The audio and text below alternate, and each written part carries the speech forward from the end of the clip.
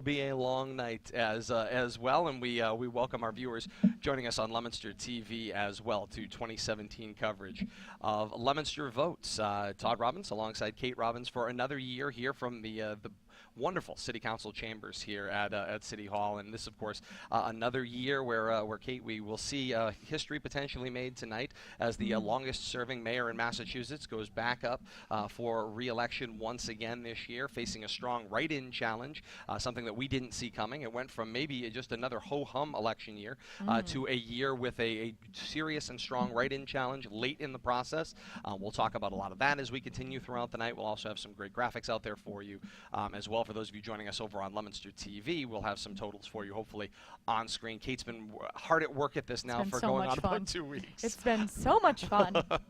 And of course, we thought stats for football were fun. I was going to say, and this way more fun, as plenty of numbers that we have available to you, hopefully, throughout the night. The one thing that we do know at this point, or at least things that we have been told at this moment in time, is that we know, at least to a certain extent, that we will not be told tonight who the write-ins are as far as numbers, numerics, as to which name specifically was on those write-in line. Remember, of course, the write-in challenger tonight for mayor is, of course, Kenneth Ricker.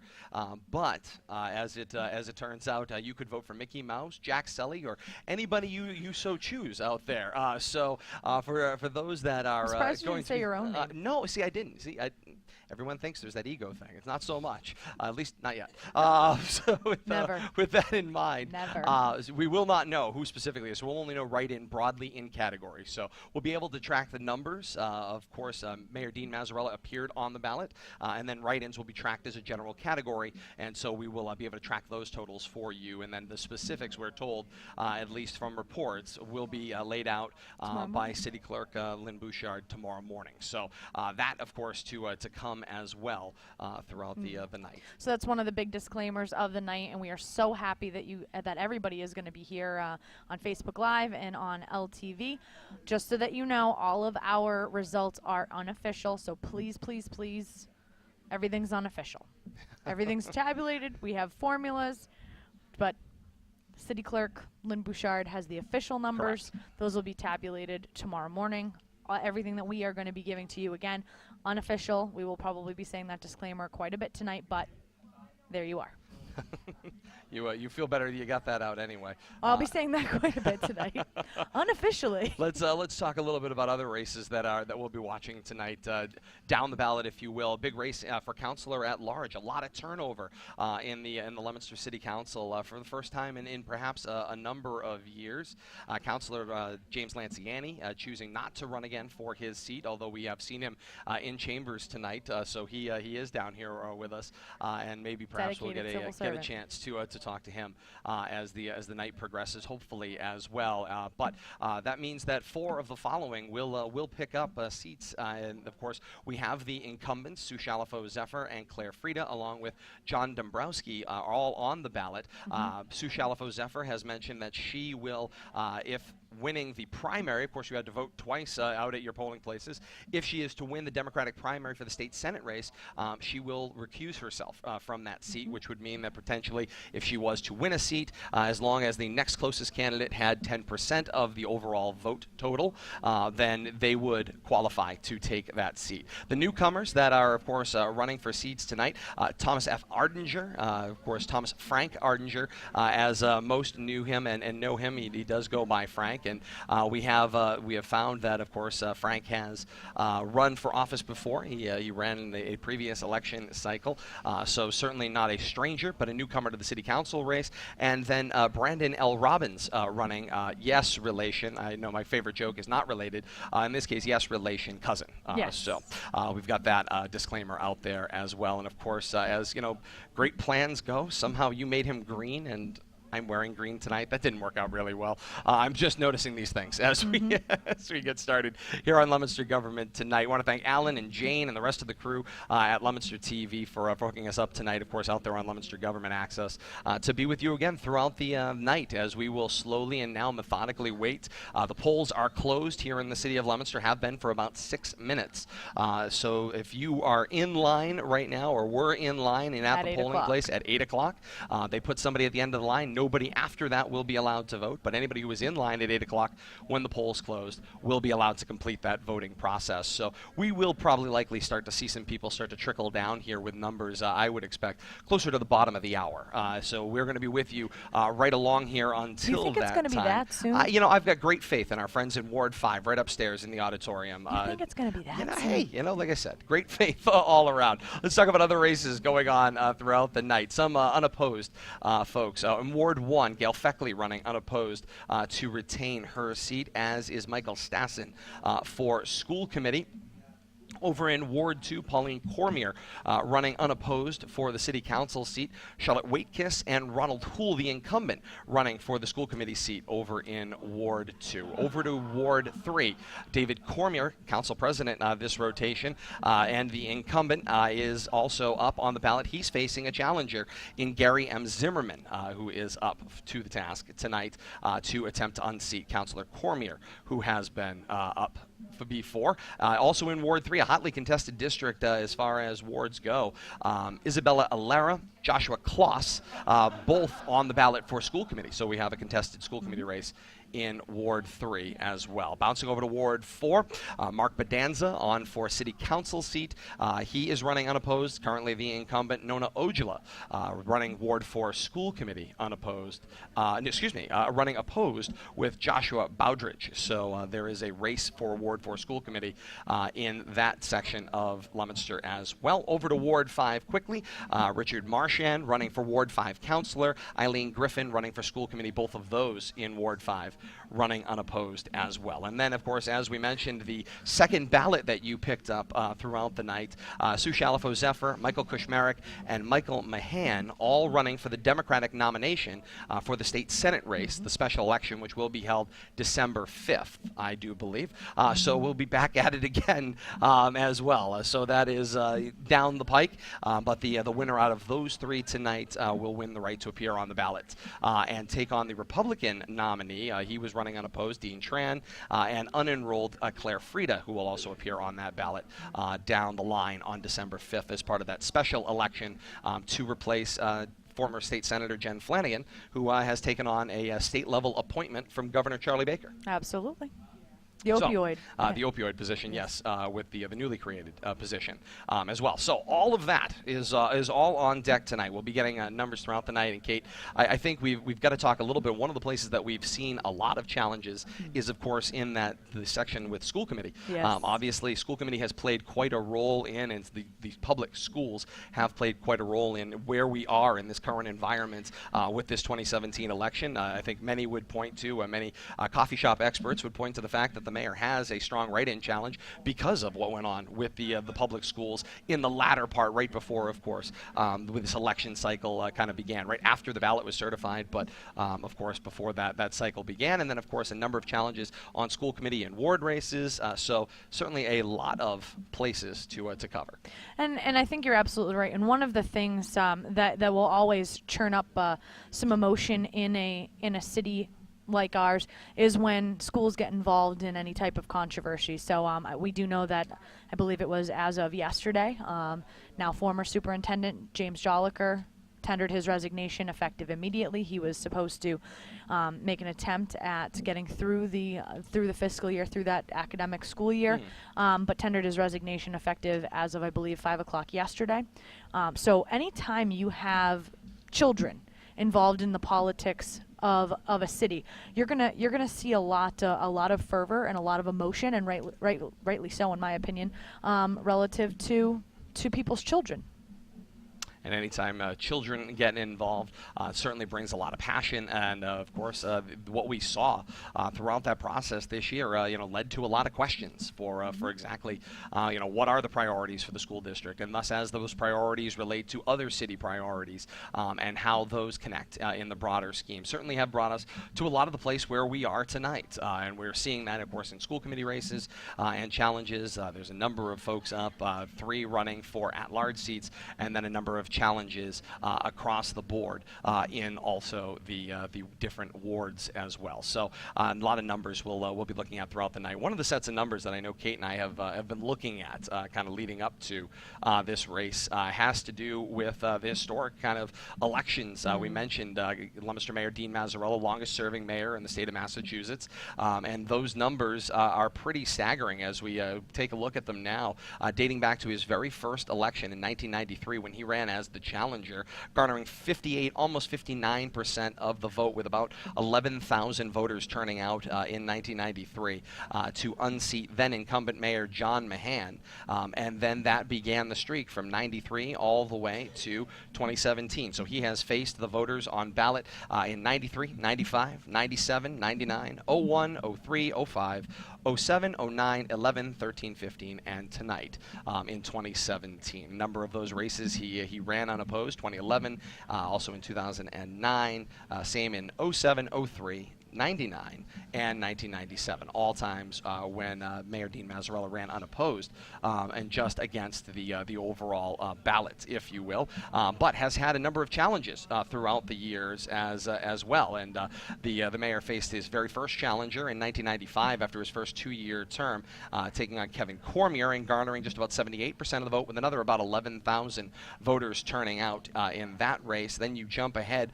all the way to 2001 when he took on Mark Woodward, garnering 62% of the vote to Woodard's 36.5%, with just about 10,000 voters turning out for that race in 2001. Another challenge in 2005, Peter Angelini faced the mayor in that race. 64 to 34 was the turnout, with just about 10,000 coming out to vote in that race. And then the last couple of cycles here, 2013, Sue Shalafo Zephyr on the ballot again as state representative and also for city council, found herself as the opposition for Mayor Mazzarella, 59% to about 42%, with about 10,000 voters turning out for that race in 2013. And then in 2015, the mayor faced his most recent challenger in John Roberge, about 75% to 23%, with just about 6,000 voters turning out for that race. So low turnout in 2015 for that mayoral race may have led to some of the numbers. So lifetime average, I've joked a number of times with Kate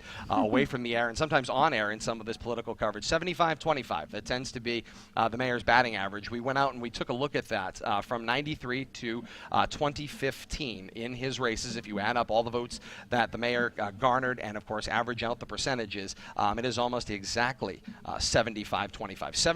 74.53% is his votes garnered against his opposition. So that's pretty much the magic number. Somewhere around 70% is the lifetime number we've looked at since 1993. So certainly that's something that is of interest, and we'll certainly be keeping an eye on that as well.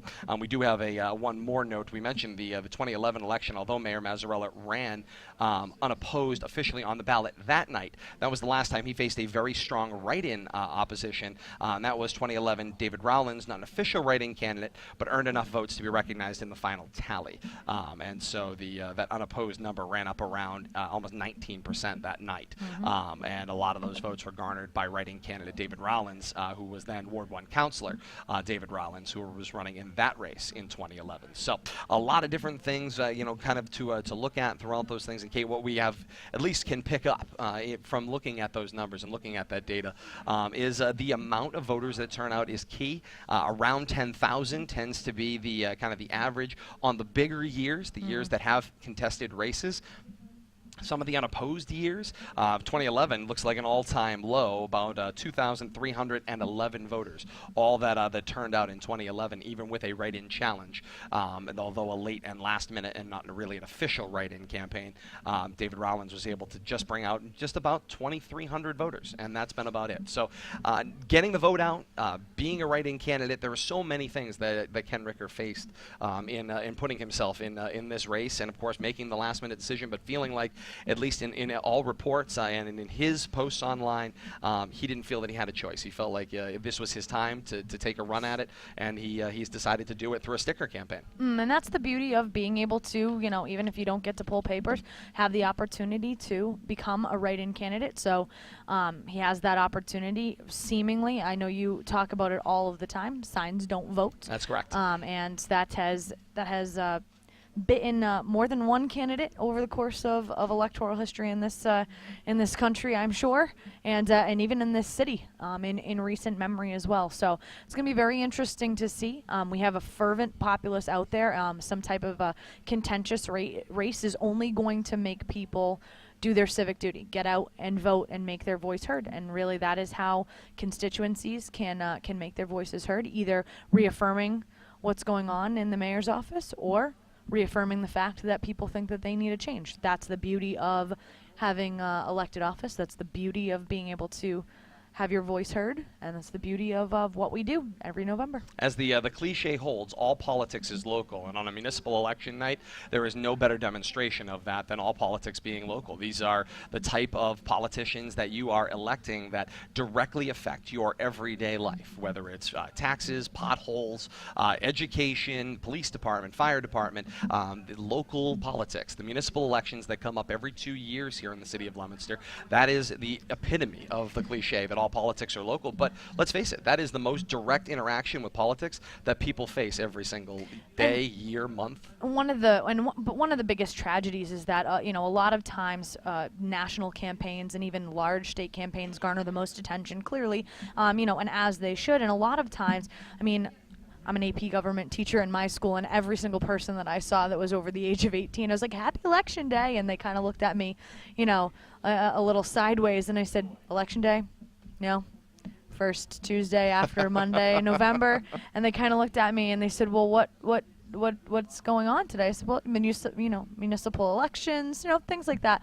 And sometimes it's a little bit disheartening to see inactivity on the part of voters, because not only is all politics local, but many times the things that affect your day-to-day life, more so than at the state level, even more so than at the federal level, happen in these very chambers every single week. Absolutely. And those generally are the elections that have the lowest voter turnout in municipalities across the country. So in my estimation, we have a lot of hotly contested municipal, and obviously we have the state primary tonight as well. A lot of those seats, they're hotly contested, and they've garnered a lot of attention throughout the city. In every single ward, it seems like we have something going on. We've had people outside. People have been, stomping the pavement for weeks and weeks and weeks, and that's all good things. All good things to see people that invested, to see people that fervent, that adamant about their convictions, whether they be for financial reasons, social reasons, economic reasons, school reasons, education, whatever it might be. You can run the gambit. No matter what your reason for going into those polls was tonight, it's worth it. You can't make a wrong decision. You can only make a right decision. You participated. That's right.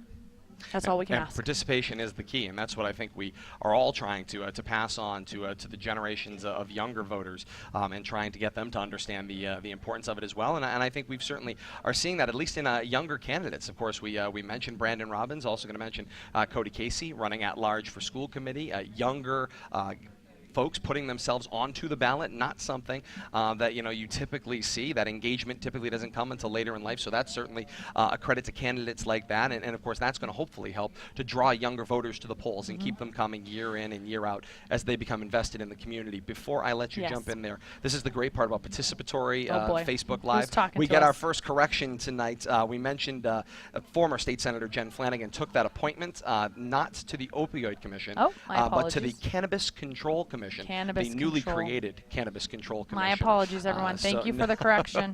We do appreciate it. Like I said, I like this participatory thing. Unfortunately, if we did this every week on football, the corrections would just go on forever. So we participatory or not is certainly not. That was my bad, everybody. I apologize. No worries. Hang in there. But what we were just talking about moments ago, I just wanted to drop that in. We're talking about kind of the younger candidates that put themselves on the ballot. It is important. It will draw younger voters to the polls. If those candidates come year in and year out, hopefully the first time you get to participate, I think everyone remembers their first time going to the polls and getting to participate. You get bitten by that bug. It is that civic duty. This isn't jury duty. It's not an all-day affair. You go, it's over, it's done in 10 minutes time. In some places around the country, it can be an all-day affair. Certainly can be when there are longer lines and longer elections for sure. But generally speaking, this is about as painless a process as you can be.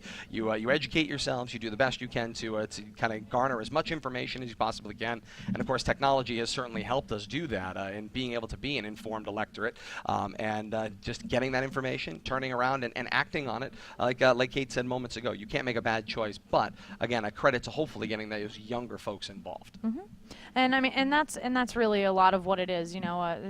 Civic participation is not necessarily something that a lot of our students get a whole lot of. I have the added benefit of being able to teach younger generation about government. You and I have both been students of advanced placement government, Certainly. and there's nothing more enlightening than understanding and learning about how government functions at all levels, federal, state, local. Having that opportunity to understand how federalism works and about checks and balances and separation of powers and local government, everything about it should fascinate you, and everything about it should make you want to participate. Whether it, the injustices in society, the equity in society, the lack of equity in society, you should want to be able to have your voice heard. And I just get excited about nights like this. This is the type of night that I really relish. 4 hours of equity training. I can't do any more equity today, but we'll talk about that as we go on throughout. We will give you as much as we think you need. Exactly, as it turns out. But here's You're what a lifelong learner. That's right. You have to be a lifelong learner in education. No question about that. What I do want to mention, though, you talk about getting that exposure in school, and this is a credit. Of course, that we've had a lot of talk about the school district and what have you. This is a great credit to Leominster's public schools. They have civics in government from 9th grade on up and all the way to We're the products of opportunity that. in the state in the AP class in your senior year. You have the opportunity to take some form of a AP government course, as not every school district does that, and I think that's a great disservice if we are not. There are very few things, and I say this to my students quite often. There are very few guarantees that I can make a student, but regardless of your income in life, whether you are rich, poor, go to college, don't go to college, the only thing I can guarantee is that when you turn 18, should you choose to register, you get the right to vote. There are very few guarantees in life, but that's one of them. And this is, of course, my soapbox thing. The fact that we don't do more things like the Leominster Public Schools do in educating students on the type of civics and government and how the process works is really a disservice in a lot of school districts. But it's one thing that Leominster does very, very well, and deserves kudos on that. And hopefully, again, can capture those younger voters and get them to come out and participate year in and year out and be part of this process. I know since I turned 18 and got the right to vote, I haven't missed an election even the years that I was in college. Had the ability to vote absentee. So we encourage our younger viewers and also our younger citizens. Can I give you a quick story? I know we may or We've may got not plenty of have time a lot of time. We don't know. For it. 24 minutes past 8. Polls closed for about 24 minutes now. Can't see all of the polling places, but I'm going to suspect anyone who was waiting in line has not gotten the opportunity to vote. And so the tabulation has begun, going through that process. And of course, what some of the the wardens had told us, in speaking to them in advance, this is one of those nights because of the write-in candidate, specifically for mayor, but in other cases as well. All write-in ballots have to have hands-on. They've got to have somebody physically interact with them in order to get a count to ensure that that count is accurate. So that certainly will slow things down a little bit tonight. It is not an all-electronic process, but also, by the way, kudos to the state of Massachusetts. You could not have a simpler ballot. Talked about this Go every straight year. down the ballot, Love it. color in the circle next to the name that you want. It can't get any simpler than that. You get so excited. That to me makes it about as easy a process as you can. No butterfly ballots, no computers, no thumbprints, no nothing. Just simply take the marker, color in the circle. You've got yourself. Thank a candidate. goodness no butterfly ballot, huh? Thank goodness. Hey, I fixed that spreadsheet Thank for you. you. So I now appreciate that. You can function. At-large school committee? Yep. At-large school Under committee? at-large races. Joining us as well. Yes, there we go. Todd had a freak out. I was like, hello. Three incumbents on the ballot, and of course 3 to be selected tonight in the at-large school committee race. Wendy H. Anderson, Susan O'Kohler, and Cody D. Casey, who we spoke about a few moments ago. All 3 on the ballot tonight, and of course 3 will get selected. So assuming they can do that, All better. and a strong write-in shows up on that race, those 3 should see a retention of their seats tonight. You were going to mention a story. I am, but I'm going to give a quick shout out to Daniel M. LeBlanc on Facebook. Thank you so much for the kind words. And we do very much. We truly, We truly do. We don't mind being corrected. No, not at all. Constructive correction of that type is certainly warranted, necessary, and appreciated by the two of us. So please, if we misspeak, unless you think that, you know, Todd's tie is the greatest tie that you've ever seen, and clearly it's not, that type of, no, I'm just kidding. You look lovely tonight, by the way. Thank you. Right You back too. at you. Fantastic. We decided Todd was going to go with the pop of color tonight and not myself. I'm in the more muted tones. They this promised me no chroma green on the shirt, so that's the good news. Fantastic. No strange So the story items. that I was going Yes, to you tell wanna you relay a is story. I was around the building today in school. I teach at the vocational high school in Marlborough, Massachusetts, and I was walking around. Shout out Aspet Valley Aztecs. Go Aztecs. So I was walking around the building today, and one of our custodians came up to me and said, "Kate, I need you to talk to," and he said the name of one of my students, not in my advanced placement government class, but a senior in one of my other classes, and he says he doesn't know where to vote. And I said, okay, I can certainly talk to him. He goes, no. He so much so doesn't know how to vote. We have at Assabet Valley, you are able to register to vote. Yes. On premises at the school. They ran a drive in Watertown this year. Certainly, as well. but I mean the kicker is that we have 14 municipalities that we service. So coordinating it is quite a big ordeal. My student, you know, God love him, thought that his polling place was Assabet Valley. Oh. He thought he had to come back to Assabet Valley in order to vote. He's like, or actually he was in school. Like, I signed up here. So he So said, can I I strike a signed ballot up here? here, so where do I go to vote? He's like, I've been walking around the building all day. I was like, sweetheart. I was like, no. I was like, so I brought him into my classroom, and we went on to, you know, the Secretary of the Commonwealth's website, and we were able to pop in his address, and we got, you know, where his polling place was, and you know, he lit up with excitement, mind blown, and so hopefully he went and he performed his civic duty. Very, very excited 18-year-old. He's going to be going into, I believe, either the Air Force or the United States Marine Corps. Very excited to perform his civic duty as a newly appointed 18-year-old, an adult, as he likes to tell me so often. But that's it really is one of the joys, finding out how your governmental system works, you know, knowing to go onto the Secretary of the Commonwealth's website to find your polling place, being able to, I know that the city of Leominster does a pretty remarkable job at updating their website. I know that City Clerk Lynn Bouchard has the election results, and anytime I have a question, always extraordinarily accommodating with information, and so all of that information is readily available for you,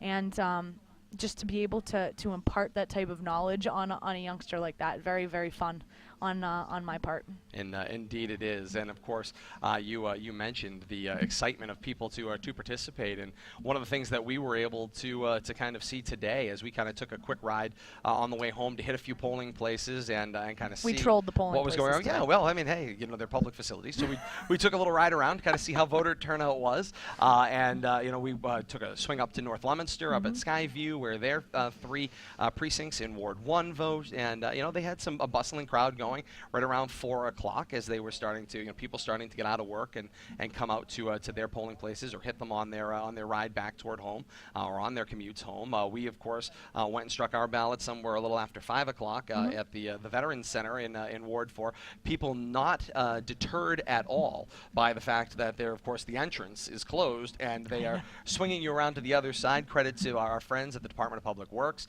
doing a phenomenal job, and the Leominster Police Department. I wanted to make sure that I commented about that. Yes. I could not be more proud of our men and women in uniform today. The amount of extra effort on a day like today that our police officers have to put in, it can be a very confusing process, and especially considering people have multiple ballots today. Just kudos and credit to every single one of the men and women in uniform today that helped out at each of the polling places. I know that in Ward 4, our officers went above and beyond. I know that our precinct warden mentioned that they went above and beyond the call of duty to help out, especially with some of the logistical issues on site at that particular precinct. Yep. So just really, really pleased with the professionalism and just how thoughtful and caring those men and women are to the constituents of the city, going and doing what sometimes, and people can become fairly anxious. This is a process that happens, you know, annually, and you know, sometimes people don't vote regularly. They don't come every single year or every time that there's an election, so it can be a little bit of a nerve-wracking situation. I mean, I can certainly understand how am I going to get into the Veterans Center if, if they have an auxiliary entrance day, and just everybody from top to bottom, the wardens, every single person that is at every single precinct that is there to help out, just a phenomenal job. I thought that it potentially could be a little bit of a logistical nightmare. Smooth, seamless, absolutely amazing.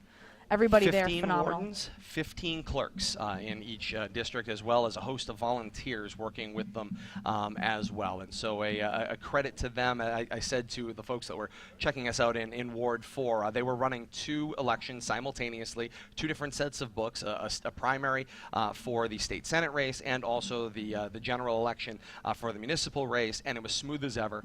You wouldn't have known the difference. And that's really the impressive part of the volunteers as well. And of course, you mentioned our friends in blue. You mentioned the folks at the city and Leominster PD. I witnessed Officer Booth, who was working the polling place at that time. There was a gentleman after we had gone to vote, and we were kind of idling and chatting with a couple of people that we interacted with, actually taking the time to stop and show a citizen how to insert their ballot into the machine. Yeah. Which, I mean, those are the little things, the little attentions to detail. That generally can go unnoticed, but please understand, they are noticed. Absolutely. No question about that. And also, I was mentioning the folks at the DPW came out to Ward 4. We mentioned the change in, of course, the entryway.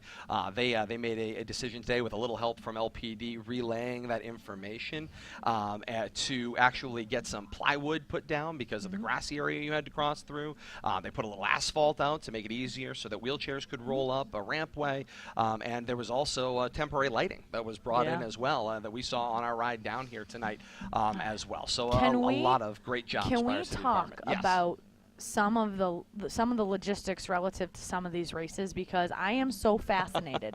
We have so much to get to. So much to get to. I mean, we've talked a little bit already about the mayoral race, that we are going to have, it sounds as if we're going to have the vote tally for Dean Mazzarella, write-in tally.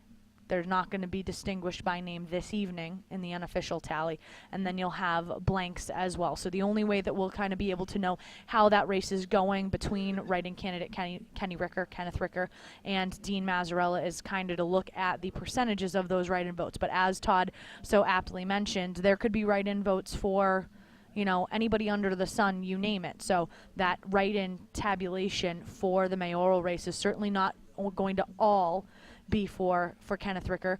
Certainly the vast majority of it, considering how popular a candidate he has become in his write-in campaign, certainly the vast majority of it will be for him, but we cannot say for certain a specific number for him as a write-in candidate. We're only going to have Dean Mazzarella write-ins and presumably blanks. That's what it appears from the tallies up there. So I know we talked about that, just to kind of recap that quickly. No, and that's a great point. And actually, you kind of went through and did it, I think, unconsciously, but talking a little bit about how do everything unconsciously. How difficult is it to run a write-in campaign? And that is, of course, to make the decision. First of all, are you going to have stickers or are you not going to have stickers? I know. The Ricker campaign chose not to mail out stickers. They chose instead to have them at the street corner, 150 yards or more away from the polling place, and have a sign that said, you can get your Kenneth Ricker stickers here.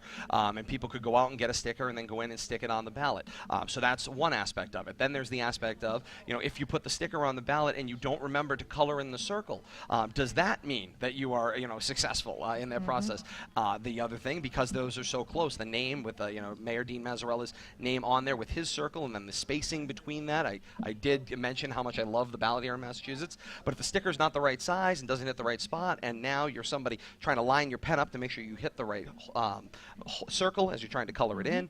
If you color in the wrong circle, you've now overvoted potentially, or actually exactly, because they count the sticker and also when they do their hand count, and also so then your overvote kind of discounts it and the ballot gets tossed.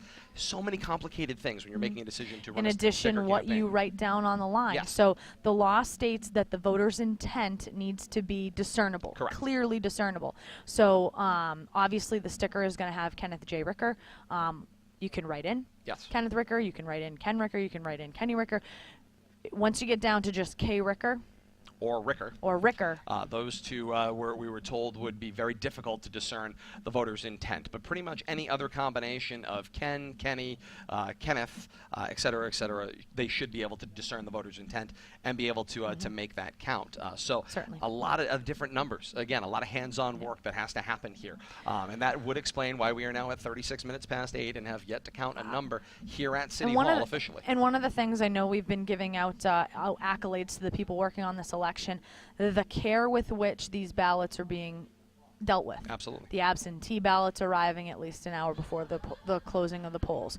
Those all have to be open, unsealed, and counted by hand, in addition to any write-ins that have been tabulated throughout the day. They also have to go in and they have to separate the municipal ballots from the state Senate ballots. So you have a situation where there's a lot of hands-on work that's being done in every single one of these precincts by all of these people who have presumably been at these polling places since prior to 7 a.m. I know that when you and I both drove by around 6:30 this morning, the entire parking lot at our precinct chock full. Absolutely chock full. This precinct here, the parking lot had quite a few people as well. So these people have been working for quite a long time, and I know for a fact we've talked to some of the wardens in each of those precincts that they understand how difficult that there's a lot of eyes on this particular race, and so they understand the care with which they need to take with this write-in campaign.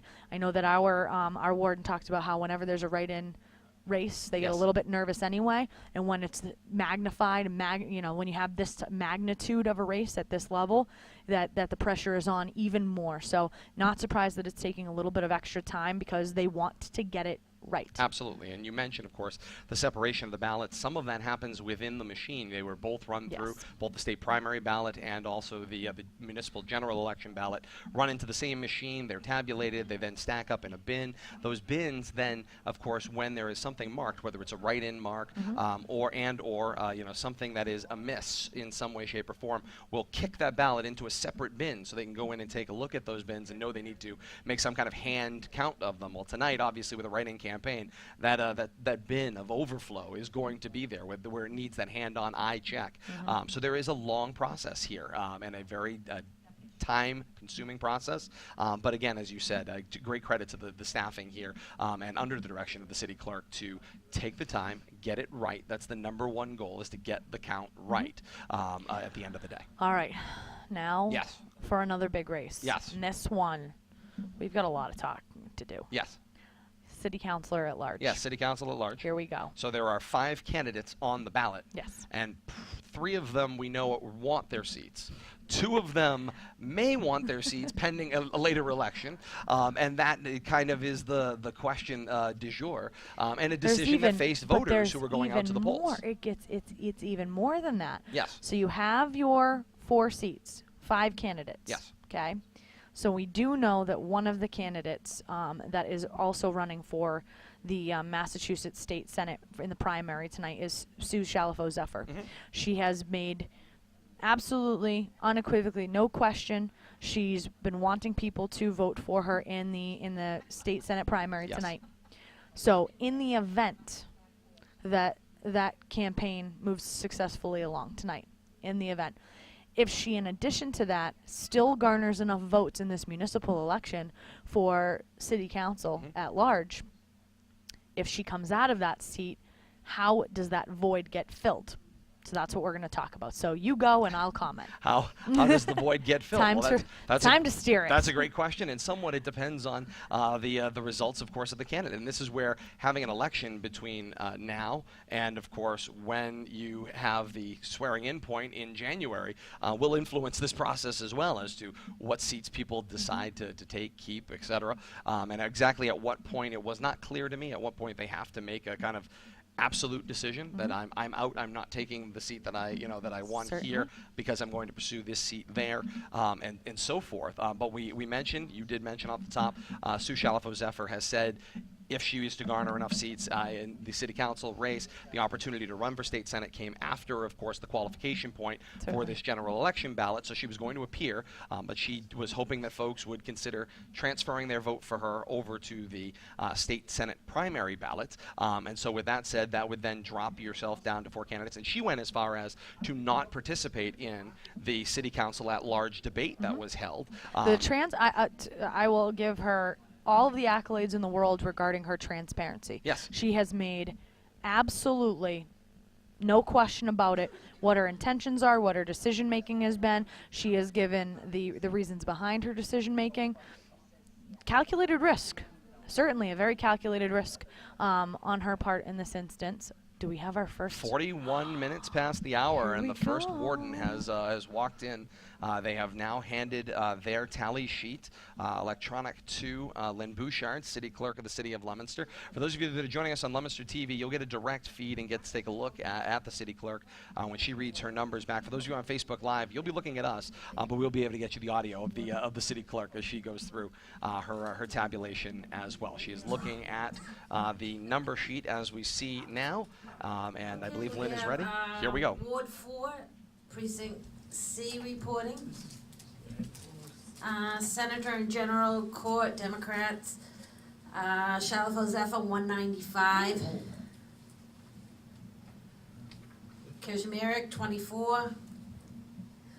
Mahan, 94. 1 write-in, 2 blanks. Senator and General Court, Republican, Tran 101, 3 write-ins, 2 blanks. Let's see, Mayor, Dean J. Mazzarella, 277, write-ins 227, blanks 8. Counselor at Large, Shalfo Zephyr 288, Adinger 239, Robbins 172, Frida 301, Dombrowski 257, 2 write-ins, 789 blanks. School Committee at Large, Anderson 280, Kohler 273, Case 260, 9 write-ins, 714 blanks. Ward 4 Counselor, Bedanza 397, 1 write-in, 114 blanks. School Committee Ward 4, Ojala 303, Bowdrich 140, 69 blanks.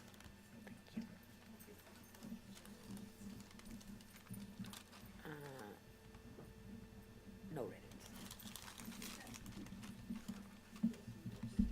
And so that was Ward 4, Precinct C, checking in and bringing numbers down here. Let's take a look at a quick recap down the line here. We'll start first with the race for Counselor at Large, as that's what I have on the screen up in front of me. And you can see on that race, Counselor at Large, straight down the line. The highest vote grosser at that point from Ward 4 Precinct C, Claire Frida draws 301 votes in Ward 4 Precinct C, followed then in line by John Dombrowski, 257 votes. Then to Thomas Frank Ardinger, 239 votes there. Then Sue Shalfo Zephyr, still garnering 195 votes in Ward 4 for City Councilor at Large. Brandon Robbins, 172 with 2 write-ins. And you'll notice also on your screen all the way to the far right columns, the first column for total number of votes garnered, and then the final column for percentage of vote that has been garnered as well. And Kate's going to try to keep us updated on those races throughout the night. Let's bounce over to the mayoral race numbers with just Ward 4 Precinct C checking in. Very close right out of the chute here with Ward 4 Precinct C. The incumbent mayor, Dean Mazzarella, 277 votes, 2 write-ins, 227. 8 blanks. So right out of the kind of the first precinct, just 7% of precincts reporting 54-44, with the presumption that write-ins all went to one candidate at this point in time. And we can't affirm that one way or another. And we won't know any of those details, as we kind of said, until tomorrow. So what we do know, 277 to 227 with 8 blanks in Ward 4, Precinct C. 7% of precincts reporting 54-44, first precinct in. And Kate, we've got our first round of numbers. That's always a nice start. Let's take a look at the Ward 4 ward races. Mark Bedanza, 397 votes, Ward 4, Precinct C. For Ward Councilor, City Council race, 1 write-in from that precinct. And then Ward 4 School Committee, a contested race there. The incumbent, Nona Ojala, 303 votes, Ward 4, Precinct C. The challenger, Josh Bodridge, 140 votes, Ward 4, Precinct C. So first set of tallies that we have in Ward 4 as well. There were also 69 write-ins for that Ward 4 seat as well. So we'll keep an eye on those numbers as well throughout the night. So that's our first round of votes in the general election that we're keeping an eye on. Let's bounce over to the state Democratic primary with just Ward 4 Precinct C checking in. Sue Shalafo Zephyr, 195 votes in Ward 4 Precinct C. Michael Kushmarek, 24. Michael Mahan, 94. And then the write-ins, of course, just the 1. Now remember, those are just Leominster numbers. Those numbers will be aggregated with the other towns that will be, of course, voting as part of that state Senate district. So we won't have those aggregated numbers, but we will have the numbers for the city of Leominster totals relative to the state Senate primary for this district. So we'll be keeping an eye on that as well. I was going to say, a great crowd tonight on hand. Our studio audience of sorts, usually just us and a couple of reporters keeping each other company, but I also see former city councilor of Ward 4, Robert Savatelli joining us tonight. I see current Ward 4 councilor Mark Bedanza is here. Ronald Houle, Ward 2 School Committee here as well. And so we know that much. We're seeing some other updates coming in Framingham from became around a the world. city. Framingham did become a city. They conducted their first strong mayor system election tonight, and WCVB is already reporting that the first mayor of Framingham has been elected already. So Framingham had a quick night. They know who the first mayor of Framingham is. That report came very quickly, just 48 minutes after the polls closed there. We, just 48 minutes after the polls have closed here in Ward 4, have just Ward 4 Precinct C numbers, and other than that, I might cry. Hard at work for a couple of weeks on the spreadsheet so far. So good in that case. And I had great faith in you throughout the Except for when process. we got started, you said, "Hey, you're missing an entire race." I knew the freak out might happen at that moment in time. But I did okay. You did a very nice job, and let's admire those numbers, shall we? Let's look at school committee at large. 3 again on the ballot there. Just again, Ward 4 Precinct C for school committee at large. 3 candidates on the ballot, 3 seats up for grabs. Just looking at those numbers, Wendy Anderson, 280. Susan Kohler, 273, a longtime incumbent. And then Cody Casey, all, by the way, incumbent candidates. Cody Casey rounding it out, 260 votes, 9 write-ins for that school committee at large race in the citywide situation. But what you can see, again, in those numbers, all the numbers very, very close throughout this process as well. So you will appreciate that process as well. Go ahead, Kate. No, people in the gallery getting text messages from other wards and precincts. So we will have more numbers shortly, I think. Well, and that is kind of how this process works. If you haven't ever kind of been sort of on the behind-the-scenes side, or ever just curious as to how does this process work, so at 8 o'clock, quite the ground game. It's quite the ground game. When the polls close, they close out the machines after the last ballot is fed in. Once the last voter who was in line at 8 o'clock casts their ballot, runs it into the machine, they then lock those machines out, and those machines put out essentially a ticker tape report. They then go through the hand checking process to make sure those numbers are accurate. Once all of those numbers are certified, confirmed by the warden in that district, they then have to walk out to the kind of the front bulletin board, which everyone kind of has at their precinct in some location, and they take those numbers and they stick them up on the board so everybody can see them. And then, of course, they wander down here to report those numbers in officially, so that the city clerk can chart those in as well. And of course, once they go up on the board, Which page those has numbers that Facebook feed? are official. That would be the Facebook feed we're carrying it on tonight is Todd Robbins like you've never heard before. That's where so I'm we're at. we're self-carrying I'm not tonight, able to see as as that turns out. all the comments. I've been trying to Yes. find all the comments. Well, it depends on where they're watching from, because the Oh. different posts would have the different comments that are associated with it. But nonetheless, we're watching the direct posts to that process, but we're seeing people throughout the night. Kevin Fitzpatrick had a lot to do with why we are streaming on Facebook Thank Live you. tonight. Thank you for checking in with us earlier today to try to find out, and it was up to the last possible moment, but we did get the Facebook Live feed in there, and we've also seen that Carl Pemerini has checked in, Executive Director of Leominster TV. He's on the road, vacation. whilst on the road tonight. On assignment. Yes, so he's out on assignment tonight, but he's been able to check in with us via the stream as well. Technology really is a wonderful thing. You can and participate from anywhere. great to increase the participation in the process, not just the actual going out and carrying the possibilities, but then, of course, to actually get to be part of the tally process. Absolutely. As well. So, races that we are, again, keeping an eye on, starting first with the mayoral race. Just Ward 4, Precinct C, checking in with us. Dean Mazzarella garnered 277 confirmed votes. His name was on the ballot, 277 people colored in the circle. That's 54% of the existing vote right now. It has gone to Mayor Dean Mazzarella with just Ward 4, Precinct C reporting. Then the write-ins, 227 of those write-ins in Ward 4, Precinct C. Who those write-ins are for, again, we will keep saying ad nauseum throughout the night, we're not sure, but we know that write-ins have garnered 227 votes in Ward 4, Precinct C. 8 blanks in that ward, and that is the standpoint right now, with 7% of precincts reporting, or 1 out of the city's 5 districts with 3 precincts apiece. So that is where we're at this moment in time. Coming up with just 8 minutes to the top of the hour. Been with you for almost an hour now here on Leominster Government TV and also Facebook Live. And again, the numbers will continue to come in slowly, methodically, and will be tabulated. Matriculate down the field. Oh, wait, I'm sorry. No, wrong job there. Not Friday. that particular. Friday. That's Friday night. Good opportunity to mention, by the way, of our friends at Leominster TV and also the K-Zone WPKZ. We'll have that next race, next football game, I should say, race. I'm doing track announcing. No, they'll have that next football game Friday night. Leominster and North Middlesex, 7 o'clock kickoff. Folks over on the K-Zone can pick us up on Facebook Live at 20 minutes past 6, and then our countdown to kickoff begins at 6:30 with kickoff to follow at 7. Leominster TV's coverage kicks off at 10 minutes of 7, and then 7 o'clock to kickoff for Leominster and North Middlesex this Friday night. I'm going to be right back. There's been some discussion going on up there. I want to nose my way in. So Katie is off, and that leaves me to soft shoe a little bit longer here as we wait for votes to come in. We will say hello to some folks that are checking in with us out there. I see Susie Crossman checking in with us out on Facebook Live tonight.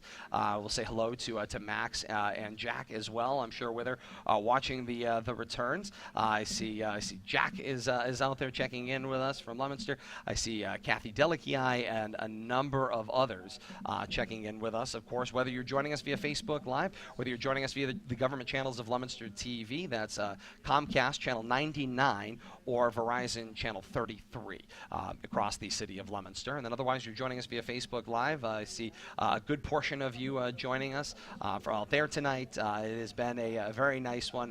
I see Ashley and Travis from Leominster checking in as well with us for this broadcast as well tonight. Been again a great night thus far. Numbers will continue to roll in, 6 minutes to 9, and we will hopefully be seeing some numbers very soon for you as well. And of course, we mentioned the difficulty and the choices that you make, and of course, as it turns out that we mentioned, Kenneth Ricker faced a very difficult decision at some point in time that he felt that his moment came. It was his time to run, and of course he talked about his reasons for it a little bit, through his Facebook and his campaign process. But he got his ground game going very quickly here, and that is to his credit. He decided that his time was now. He wanted to do it as a write-in candidate, and so he did. He began that process as a write-in candidate, and has moved that ball forward, making some decisions we talked about. Not going to mail out stickers to every voter. Instead, instead have them at the street corner, and that's always nice to have that you, if you forget the sticker, it's always a concern as a sticker candidate. If you mail it out, say 2 weeks in advance, where do those end up? I know they would end up somewhere in the probably in the junk drawer, at our house, somewhere after 2 weeks once they come in the mail. So you have to make that decision. So he makes the decision not to mail a sticker to everybody. He had them available at his campaign headquarters, and then also had them available at the street corners for each of the different locations. So that, of course, is a possibility as well. We've got some more check-ins out there, by the way. Mom and Dad Robbins checking in. Andre Koroskini checking in from Pittsburgh tonight, out on the travel. So we're Fabulous. seeing folks checking in with us again. Leominsterites voting absentee, hopefully, all the way from Pittsburgh or wherever you are as well. So a lot of decisions got faced, and I can understand that process. Is that at some point you get inspired and you make that decision. Yes, I'm going to run. That inspiration comes after the official deadline to pull papers, get signatures, get them certified, and get on the official ballot. So now you decide you're going to run, whether you call it a write-in campaign or a sticker campaign, whatever the case may be, but it all amounts to the same thing. Your name's not on the ballot. You need to convince people to then put your name on the ballot, to follow instructions to correctly put your name on the ballot, and get that vote acknowledged. So those all around would be, a vastly important point is, could you trust that voters were going to listen to you? Did you do enough education in making sure your voters understood that, yes, these are the things that you needed to do in order to make sure that your vote is tabulated for me, if you are running in that process. Meanwhile, if you're the incumbent mayor, you are the longest serving mayor in the city of Leominster. This is just another election cycle for you, but it's an election cycle that changed dramatically. It went from an election where you were unopposed for a good amount of this process, and then all of a sudden, in the waning couple of months, right before we reach this November 7th date, all of a sudden you have a contested election that you are now a part of. And so that's vastly important, as all of a sudden it changes your ground game and the way you go about the process. And I know we've talked with Mayor Mazzarello about this process before, and one of the things that he has said is, okay, if I'm going, whether I'm running against somebody or whether I'm just running against the ballot, to run for that mandate from people, to say, yes, I indeed wanted, to continue, and you believe that I should continue as your mayor.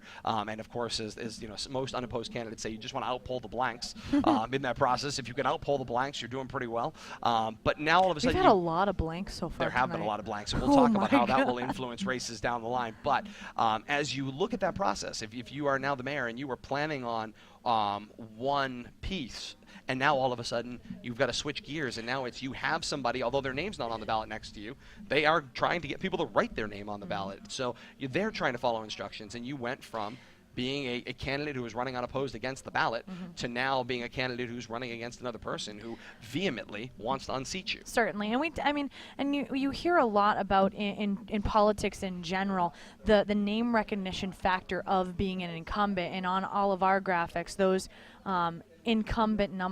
those incumbent names on all of our graphics are identified by an asterisk. So if you see on any of our graphics tonight on LTV, all of the incumbents are marked by an asterisk so that you know who currently has the seat if there is someone in that seat. But the name recognition alone of being an incumbent, that's the first hurdle for any challenger to go up against. Then you add the addition of being a write-in candidate on top of it. Not an insurmountable task, but certainly puts yet another layer of complexity on things, because people now no longer have to passively go in and simply fill in a circle. They now need to actively activate their own thought processes and know enough that they need to write in or include a sticker on the ballot in that section, in that mayoral race tonight in this case. And in this sticker campaign, it's not unheard of for sticker candidates to be successful. Of course, due to a kind of a paperwork error.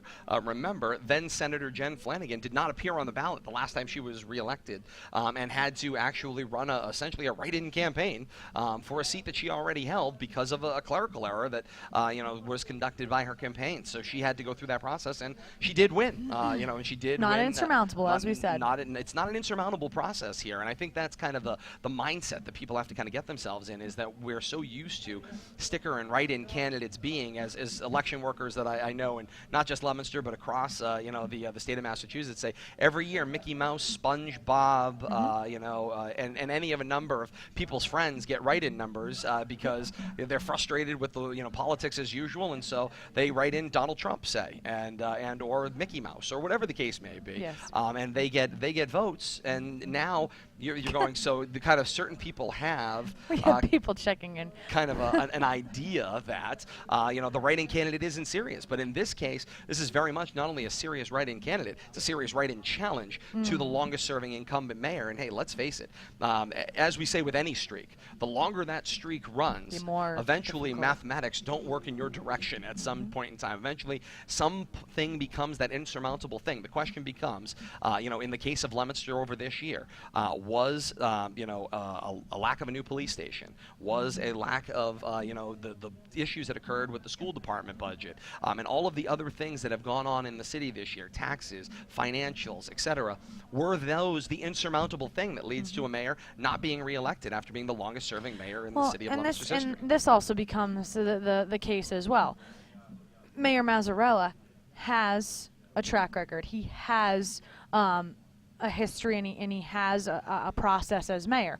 If you go with unseating him, you now are wading into the waters of the unknown, and so that also becomes the situation as well.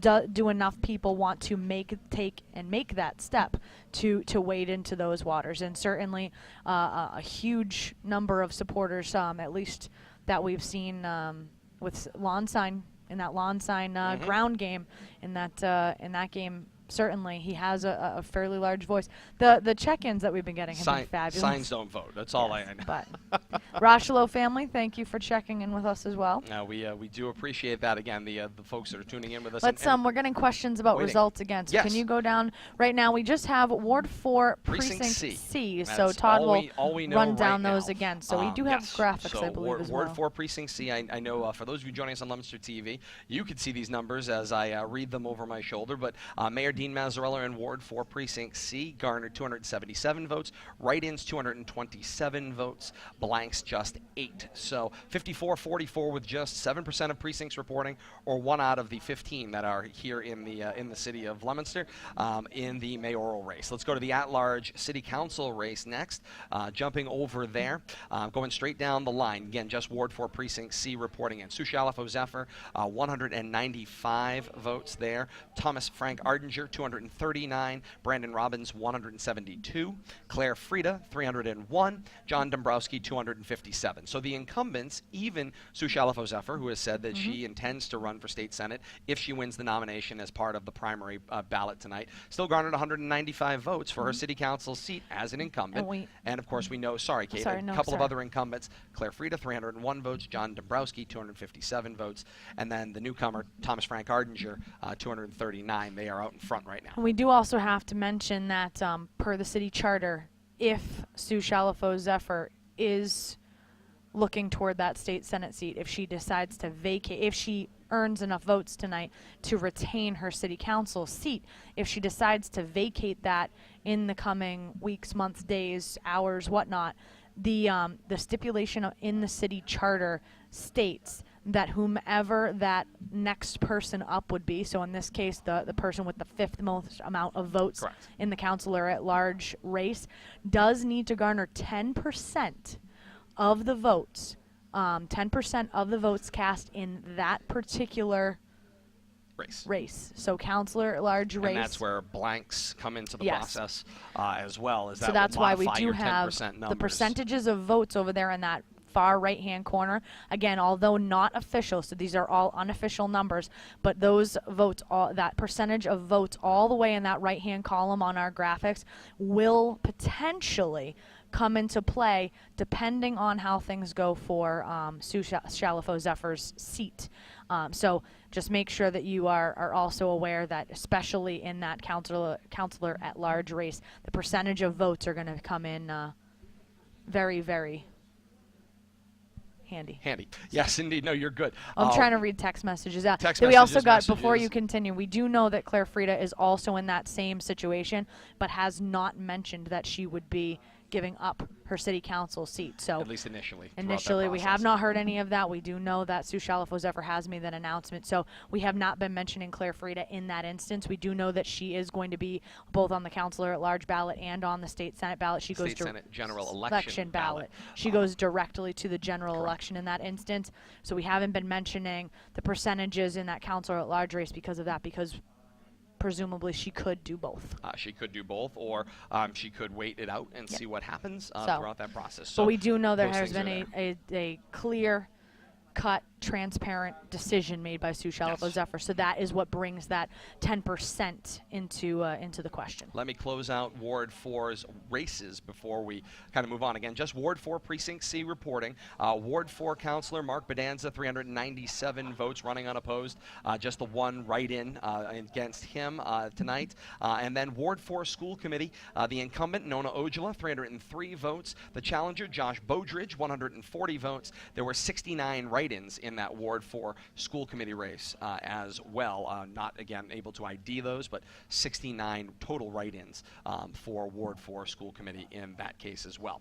Kate's been talking about it, so I want to bounce along to the Mass State Senate Democratic primary. And again, these numbers only reflect Leominster. The other towns that are part of it, Fitchburg, Gardner, etc., that all fall into this Senate district would all be part of the tabulation. So that's something you got to keep in mind. But our graphics will have just the Leominster numbers for you here. Yes. I have a new best friend, Valerie Wellen, likes my spreadsheets. Nice. Yes, I have a friend. We appreciate that. Again, you can check out Todd those. has literally been loathing me for weeks at home when I've been dealing with, I'm like, oh, what about this? And what if I add this? And what if I, he's just like, just make the spreadsheet. Just make if it tallies the it up and we can all read it, that's if fantastic. the math works, we're happy. We're in business. I've been geeking out. So Valerie, thank you for the shout out there. I very much appreciate it. We do indeed. Let's take a look at that Mass State Senate primary. The Democratic primary, Leominster results only, Ward 4 Precinct C, the only numbers that we have.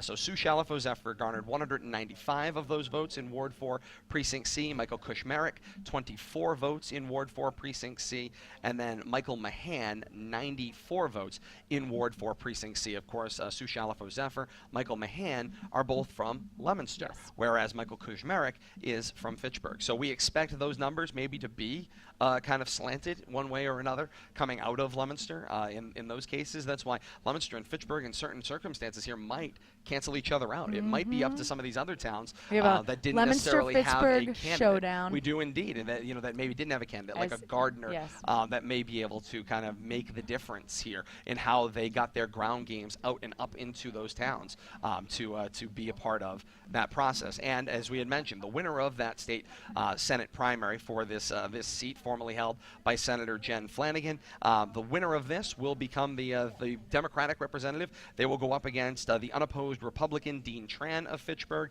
and then unenrolled city councilor here from Leominster, Claire I have Frieda, a message will be there. for two of my favorite young constituents of Leominster, both Max and Jack. Fortunately, Graham is not here yet, but we, Todd and I, both say hi. And hope you're doing well. While you were up and about, I also gave him a shout-out. So Max and Jack have gotten 2 shout-outs. 2 shout-outs for Max and Jack. Graham's not here yet, but we'll say hi for you. We will indeed. And hopefully we'll be seeing some soon. Been with you now for about an hour and 8 minutes here as we are just past 9 o'clock here. We thank you for being with us throughout the night. We will be here until the last ballot is tabulated by City Clerk Lynn Bouchard. And I think the longer that we kind of hang here with just Ward 4 Precinct C checking in only goes on to emphasize what we were talking about earlier in the night, which is the care that the wardens, their clerks, and their volunteers are taking with this vote process, because it is not just a simple electronic, Scantron tally. You've got to put hands on these votes and find the intent of the voter. We did have a question. Michelle Morales wants to know what the update is on the mayor's race. Again, unofficial numbers for Michelle and the rest of you. We only have Ward 4 Precinct C right now. So Dean Mazzarella, 277 votes. Write-ins, 227. Blanks with 8 right now. That is the only ward and precinct that we do have. Write-ins, again, for those of you wondering why we're not saying Kenneth Ricker's name, it's because with these unofficial tabulation so far. The official numbers and the breakdown will come tomorrow from the city clerk's office, from City Clerk Lynn Bouchard. But tonight we can tell you what the write-in totals are. So we do know that the vast majority of them likely for Kenny Ricker, but we certainly know not all of them are going to be for Kenny Ricker. So just so that you are aware, unofficial tabulation so far: Mazzarella 277. We have write-ins 227. Blanks 8 in Ward 4 Precinct C for the mayoral election. And that's all we have reporting. 1 out of 15 right now. 7%. For those of you that are joining us on Leominster TV across Comcast, Verizon, streaming live at leominster.tv as well, you can see those graphics that Kate worked up. For those of you that are joining us on Facebook Live, you get to do the play-at-home version, where you can take out the old pen and paper and start doing your tabulations to keep track of where we are throughout this process. So that is where we are at, idling at this point. Thank God you and I don't get bored of each other. Absolutely. We've already been here a while. Never, not at all. Ward 4 Precinct C joined us at about 20 minutes of 9, and that was the first time we saw anybody down, the first warden to check in. Ward 4 Precinct C came in at about 20 minutes of 9, not hide nor hair of anybody else since then. Just me and you and everybody here. And a crowd that continues to grow here. Of course, numbers are coming out. We talked about the fact that if you had watchers and there was expectations that there would be poll watchers for each of the different campaigns. And people are getting text messages like galore. We know they have people more are numbers. running around. And they are official out at the polling place, but you can't get an official total until they are down here and they are officially calculated by City Clerk Lynn Bouchard. So, and even then, the numbers they're are not nice. official till tomorrow. Correct. You can keep tabulating them, but they are not official until they're here tonight. And they are done through the age-old process, the large tan piece of paper stuck up there in a grid form and tallied up in that fashion as well. This is the great part, again, about all politics being local. It's a local process. It's amazing to see those processes in action. My favorite part is whilst they're writing them down, the people looking over their shoulders. Calling people at campaign headquarters and tabulating Candidate those numbers. bingo. Valerie, you and I are going to be besties. I've decided. I've decided. You might not want to be besties with me, but we're going to be. She keeps sending some great stuff. Be careful what you wish it's for. Candidate bingo. And indeed, it is. For those of you that weren't joining us right off the top and are joining us via Leominster TV. One of the things we talked about in our first half hour of coverage here, and it's worth mentioning as we cross the 9 o'clock hour now at 11 minutes past 9, is the kind of historic numbers for the races for mayor. What I do see, though, slowly, methodically, it's going to be a minute. It's going to be a minute. We will have our next round of numbers coming in.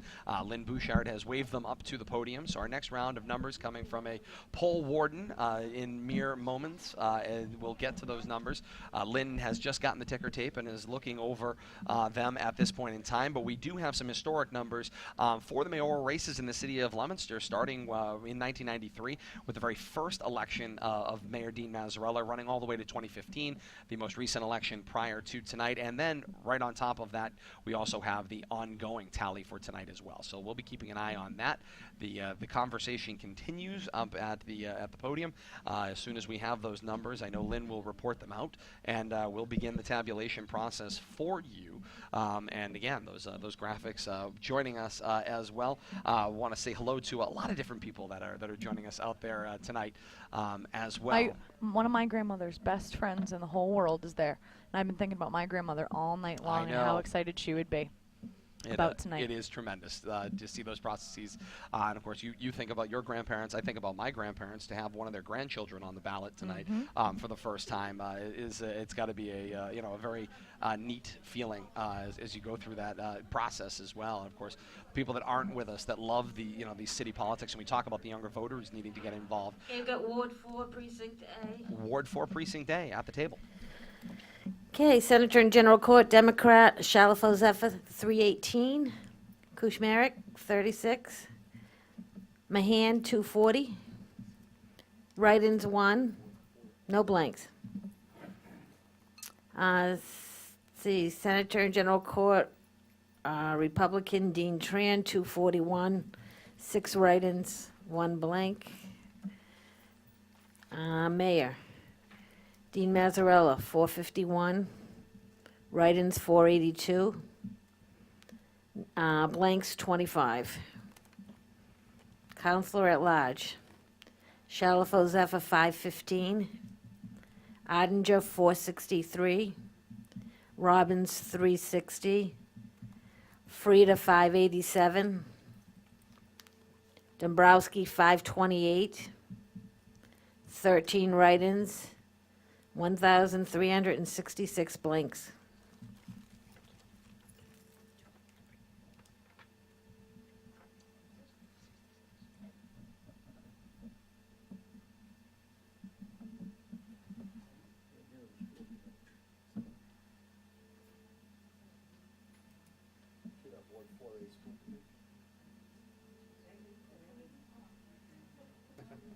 Sorry, people, I didn't finish this one.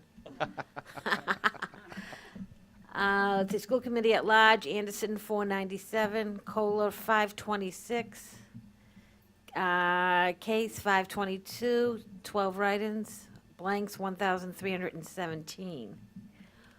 Ward 4, Bedanza 735, 4 write-ins, 219 blank. Ward 4 School Committee, Ojala 597, Bowdridge 231, 130 blank.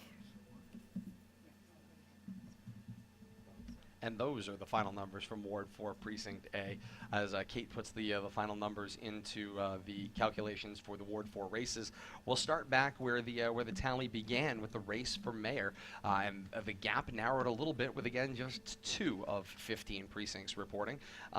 But let's take a look at those numbers first. For Ward 4 Precinct A, incumbent Mayor Dean Mazzarella 451 votes, write-ins 482 votes, 25 blanks. So running total right now, Mazzarella 728, write-ins 709, blanks 33, or the percentage of vote 49-48, or 50-48 and 2, roughly speaking. If you look at those numbers in the far right column, percentage of votes that have been put in thus far. And again, the question, of course, write-ins, we've got to mention it, time in and time out all night long. You cannot assume that all 709 of those votes are for Ken Ricker. We would assume that a large portion of them are. That cannot be confirmed until tomorrow. So bear that in mind as we continue through the process. Let's go to the at-large races, beginning first with school committee at-large, tight race forming up there, the tight numbers for the 3 incumbents, who are running there. Ward 4 Precinct A, Wendy Anderson 497, Susan Kohler 526, Cody Casey 522, 12 write-ins on that particular ballot, and again, as we bear mentioning, a large number of blanks in that particular race as well. I think a lot of people are undervoting. They are. I think that is a really great point. Is they are undervoting. Is maybe they're only voting for one candidate in particular, and that'll be the only vote that they cast in that particular race. Remember, the instructions in all of those cases say vote for not more than, and then they give you a number. That's usually the total number of seats available. So in the case of councilor at large for the city council, it's vote for not more than 4. In case of school committee, there were 3 people on the ballot, and it is vote for not more than 3. That doesn't mean you have to color in all 3 of the circles. Maybe you're only there for one specific candidate. Can you imagine we have, I believe, 1 or 2 precincts upstairs, directly upstairs from us? They have not made it downstairs. They have not, which tells you how careful these wardens are being tonight, and that's a credit to them. Let's look at councilor at large once again. This Ward 4 Precinct A reporting. Sue Shalafo Zephyr garnered 318 votes. Thomas Frank Ardinger, 463 votes. Brandon L. Robbins, 360 votes. Claire Frieda, an incumbent, 587 votes.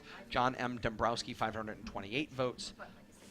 13 write-ins, about 1,300 blanks in that race as well. So those to be tabulated. Running totals then, that means right now, top vote getter right now, and I believe, if memory serves from 2015, I believe Claire Frieda was the clear-cut winner in the councilor at large races as the top vote getter. She is out in front with just 2 of the 15 precincts reporting with 888 total votes right now, followed behind by incumbent councilor John M. Dombrowski, 785 votes. Then we move our way to the challenger, Thomas Frank Ardinger, 702 total votes. And then from there, we go to, with a big pickup in Ward 4 Precinct A, 532 for Brandon L. Robbins, and then 513 for Sue Shalafo Zephyr in the Councilor at Large race because her name appeared on the ballot. So you know at some point people are still going to vote for We do her. have questions coming in on Yes. our Facebook Live feed. Where can you see the graphics with the spreadsheets? If you are able to get to your television on LTV, spreadsheets are there as graphics, so you can see the numbers rather than just having to look at Todd and I all night and hearing us read off things. So if you are Join us at in home, 2019 Oh, for God. graphics on Facebook Can you Live. fathom? We will we'll have it My word. by 2019. I have the sneaking suspicion our friends at LTV will have that as a possibility for us. But if you're joining us tonight on Facebook Live, no graphics, just us. But stay with us. We do radio, so we can describe those numbers for you. And it's the play at home game, as I said after the last one. Keep your tally going on your very own tally sheet. Get a long sheet of paper. It's going to be a long number. We got a message from tonight. Adam Sanchez out there as well. So it's been so nice. It is a lot of fun. So And nice. So many people checking in tonight. So that's This been one's very nice. a lot of fun actually because of course Yeah, I saw you that. know Bob Savatelli was of course my Mr. Savatelli at that moment in time as the long-term principal at Johnny Appleseed School. Yes, that was where I began. Still here in Leominster, and it's been a long time since. But so nice of Elizabeth Wilson to check in, saying that she remembers when I was part of Mrs. Chartrand's 3rd grade class at Johnny Appleseed School, and very nice for Yep. her to say some nice words. Had about us. yet another question about the mayoral race. Right Yes. now, just 2 precincts reporting, Ward 4A and Ward 4C. Right now, total vote tabulation, Dean Mazzarella with 728 votes to 709 write-ins. Again, we cannot distinguish Kenny Ricker's votes at this time, not until tomorrow when City Clerk Lynn Bouchard makes those votes official. Well, we know exactly the breakdown in the write-in section. Presumably, the vast majority of those 709 votes are for Kenny Ricker, but right now we cannot differentiate. Yeah. So, once again, Dean Mazzarella with 728 votes to 709 write-ins and 33 blanks. And right now we have 13% of precincts checking in. And he is leading the overall vote count, 728 to 709, or 49.52% to 48.23%. But first time, Ward 4 Precinct A, with just the 2 precincts reporting, a pickup there of 30-plus votes for the write-in candidate. Yeah. So if you were to assume that all of those votes are going to Ken Ricker, we are looking at a very close race with just 2 precincts reporting right now. We just had another request to bring up the Democratic primary, the Yes. Massachusetts State Senate Democratic primary race, again with 2 precincts, Ward 4A and 4C, reporting right now. Sue Shalafo Zephyr, 513 votes. Michael Kushmerek with 60 votes. Michael Mahan with 334, and 2 write-ins right now with 13% of precincts reporting, 13% being 2 out of 15. Yes.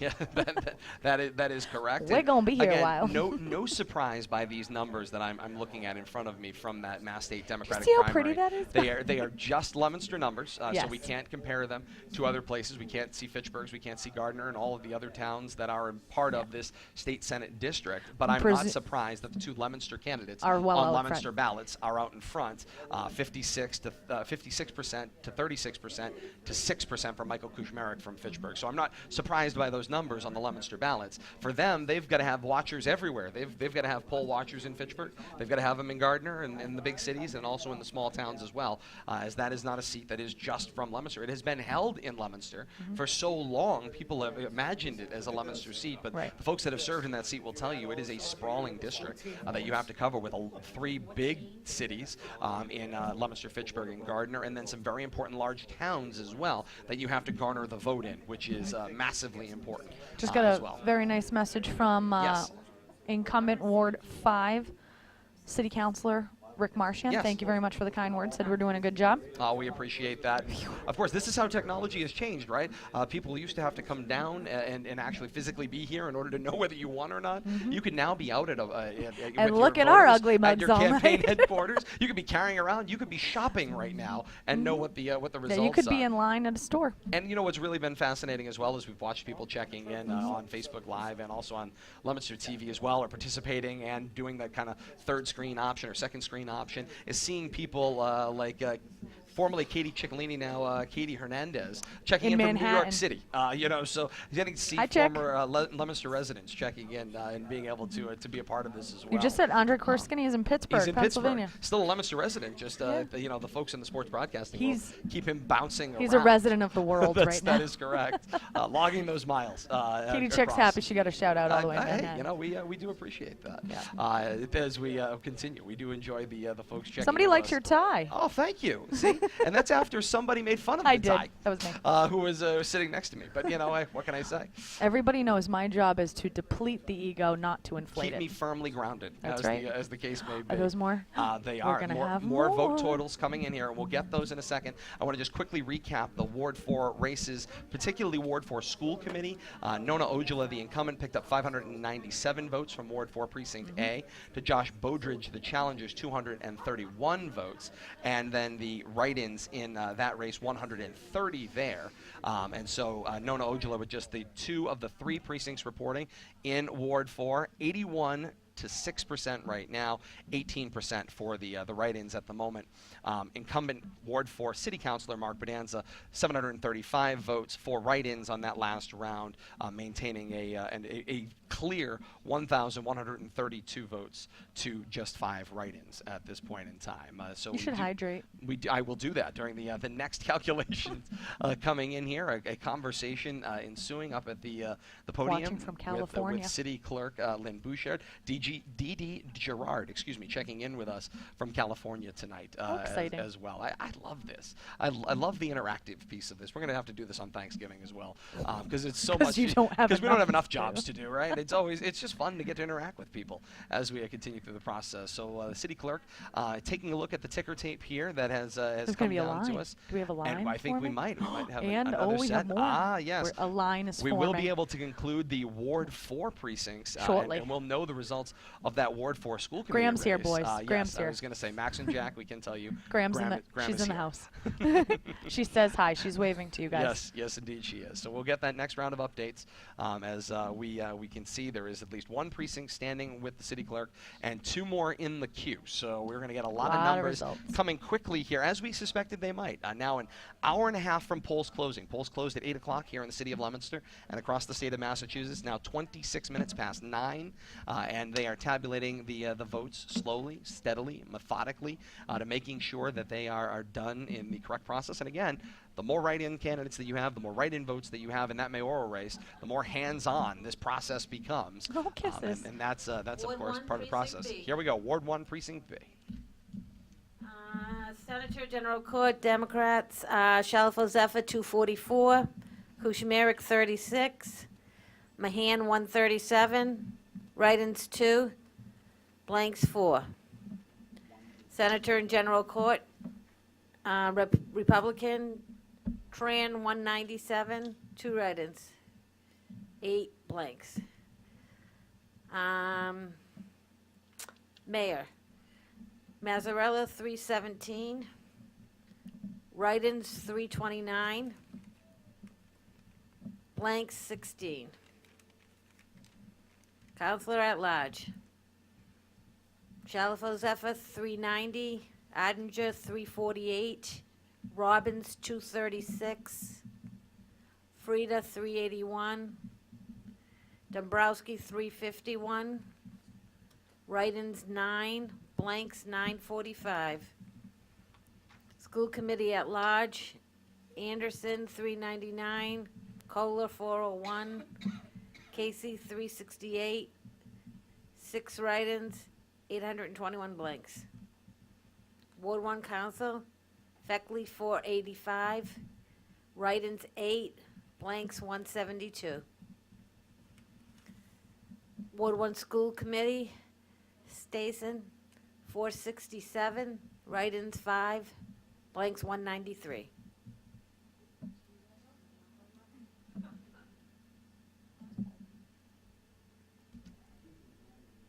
And that is it for Ward 1, Precinct B. first different part of the city to check in with us tonight. Write-ins 329 in the mayoral race to incumbent Mayor Dean Mazzarella's 317, 16 blanks in that race, tightening the gap here. Mayor's lead now 1,045 total votes to 1,038 total write-in votes. We can presume that a large portion of those belong to Ken Ricker. We're just not 100% certain how many of them, and that's of course the hard part with that not being certified until tomorrow. So we can at least look at the numbers. It's 49.02% to 48.69% with 3 of 15 precincts reporting, or 20% of the vote counted and tallied here at City Hall tonight. So that's what we can tell That you was about 1B, the correct? mayoral race. Yeah, that was 1B. Let's pop over to the councilor at large race before City Clerk Lynn Bouchard comes out she's with more coming. results. Nope, Ward here she 1, comes. More Precinct results. A. We'll recalculate in a minute. Senator in General Court, Democrats, Shalafo Zephyr, 270. Kuzmierek, 44. Mahan, 151. No write-ins, 1 blank. Republican, Senator in General Court, Tran, 202. Write-in, 2. Blanks, 5.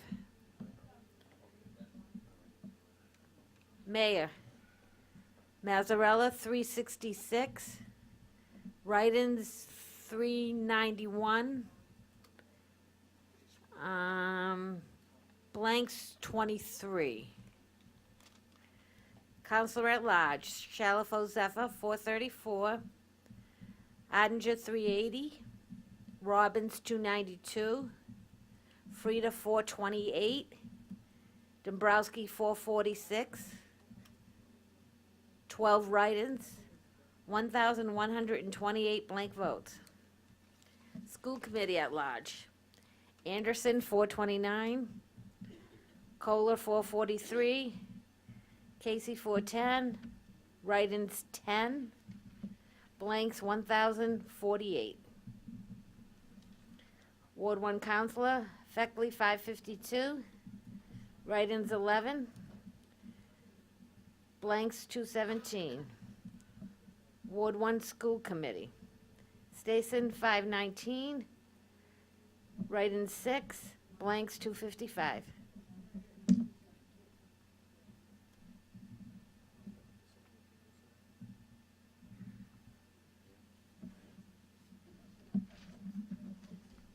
All right, so that concludes Ward 1, Precinct A. I think we just need to double-check a number there. Take a look at this one, Ward 1. You want me to go over there? Yeah, just Okay. you might want to just double-check that number. I mean, it's only a couple of votes, but it could matter somewhere down the line here. I think you had this 428. I think it should be 426. So let's recap mayoral numbers here while we wait for Ward 4 Precinct B. This will conclude the Ward 4 School Committee race. We will have a pretty good idea of the end of that race, although it is, with 2 out of the 3 precincts reporting out of Ward 4, fairly clear at this moment in time. But let's update those mayoral numbers. I know those are ones people are watching hotly in this process right now. Again, with 4 out of 15 precincts reporting, or 27% of the precincts reporting right now. Write-ins leads the incumbent Mayor Mazzarella 1,429 to 1,411. Ward 4. Here's Ward 4, Precinct B. Senator in General Court, Shalafo Zephyr, 291. Kuzmierek, 44. Mahan, 250. 2 write-ins, 3 blanks. Senator in General Court, Republican, Tran, 229. Write-ins, 2. Blanks, 11. Mayor, Mazzarella, 393. Write-ins, 465.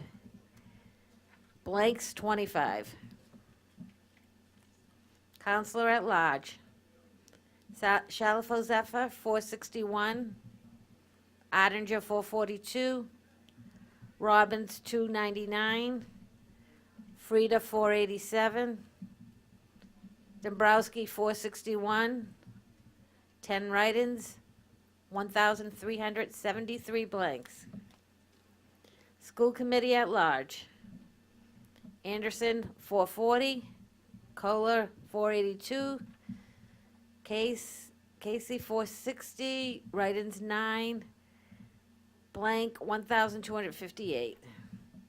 Ward 4 Counselor, Bedanza, 681. Write-in, 6. Blanks, 196. Ward 4 School Committee, Ojala, 501. Bodridge, 255. 4 write-ins, 123 blanks.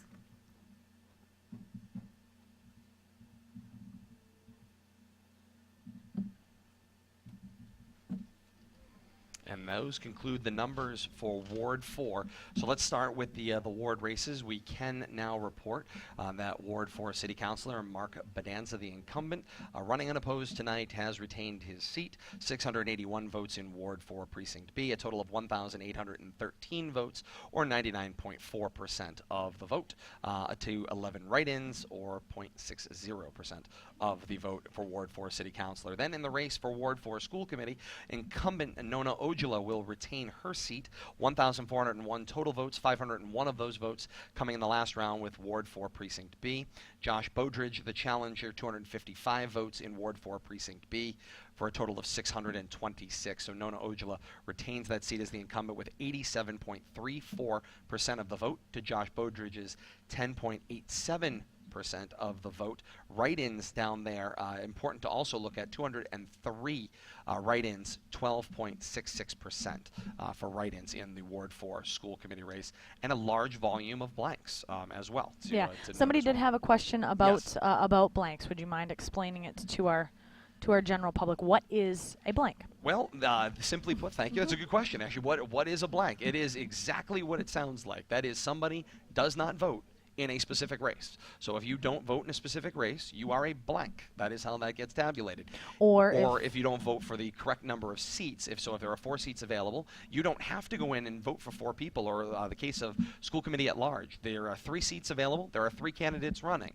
So yes, there's a better than average chance that all 3 of them are going to retain seats on the school committee at large, but that doesn't mean that you as an individual voter have to go in and be tabulated as having voted for all 3 candidates. You can go in, choose to vote for one, and then in the other 2 cases, you would be blanks. Those are undervotes. Certainly. So you are a blank if you don't fill in the correct number. We still have quite the queue coming in. The so queue continues to come. Fast and furious. Right now, we have 33% of precincts. Yeah, 33% reporting? of precincts reporting. Let's take a look at the state Democratic primary numbers for the city of Leominster.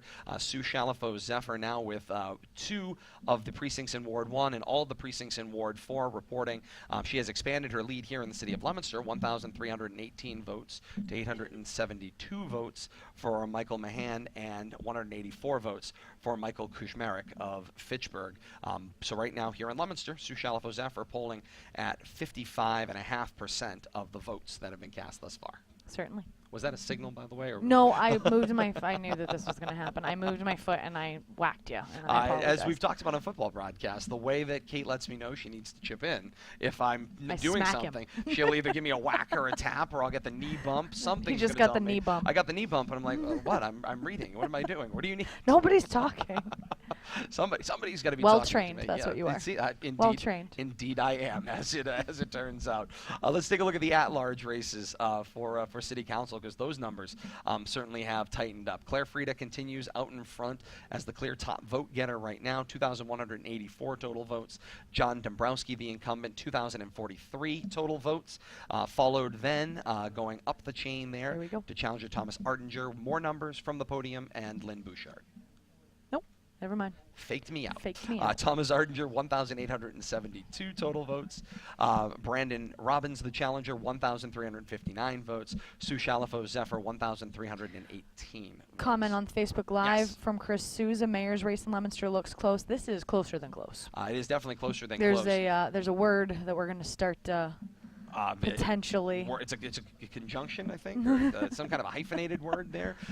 We'll talk about it. He who shall not be named yet. Correct. We're certainly not going to, but yes, you are correct. That observation is very close. Of course, people that We have some of the people unofficial numbers. in Arizona, Daytona Beach, California. Naples, Florida. Andy Yeah. Rome checking in Fabulous. from Naples, Look at Florida. the Saw that as line. well. Yeah, the line continues to get to the podium as well. But you can see, we knew, with the type of year it was and the number of things and issues, it would be a big turnout. 1C.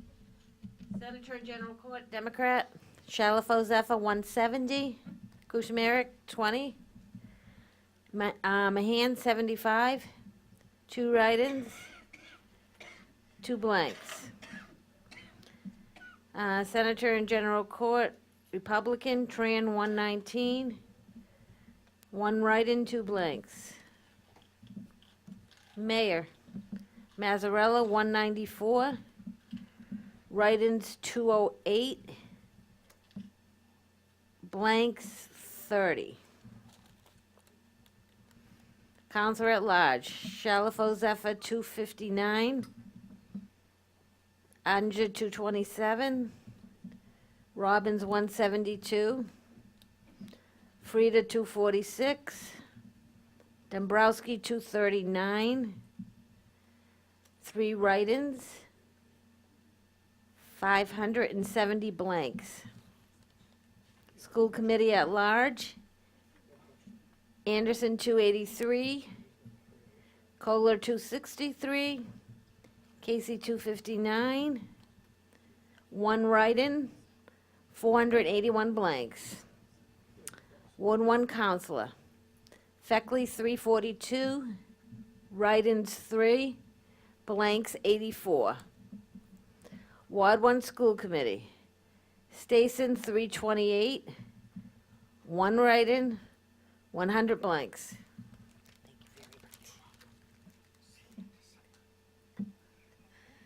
Rest up this month. So that concludes Ward 1, and we can start with those ward races. 2 unopposed voters, 1 unopposed electors. Gail Feckley will retain her seat as Ward 1 City Councilor, garnering 1,379 votes in Ward 1, 98.43% of the vote. She faced 22 write-ins, 1.57% of the vote there. But Councilor Gail Feckley will be part of the new council when we begin the year, maintaining her seat as an incumbent. Ward 1 School Committee had an unopposed first-time candidate in Michael Stason. He garners 1,314 votes to 12 write-ins. Ward 5, Precinct C. Of the vote. 5C.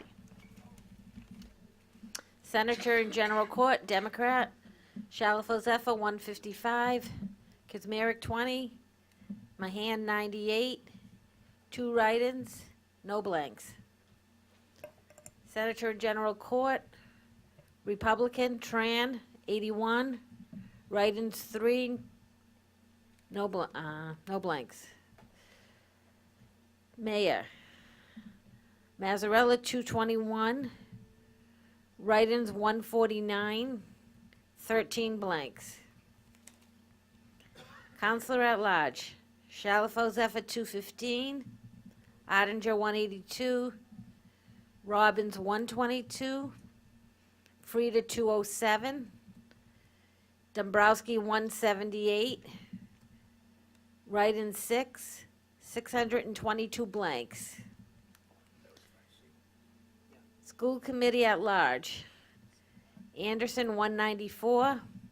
Kohler, 214. Casey, 189. Write-in, 6. Blanks, 546. Ward 5 Counselor, Marchand, 309. Write-in, 6. Blanks, 68. Ward 5 School Committee, Griffin, 283. Write-ins, 5. Blanks, 95.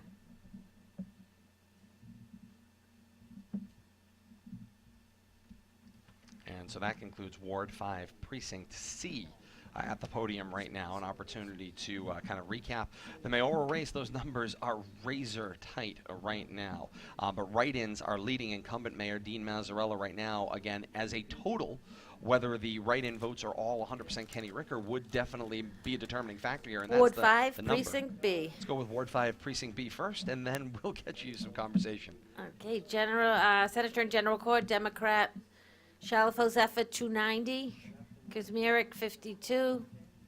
Mahan, 185. 1 write-in, no blanks. Senator in General Court, Republican, Tran, 205. Write-ins, 2. Blanks, 3. Mayor, Mazzarella, 402. Write-ins 368, blanks 27. Counselor at Large.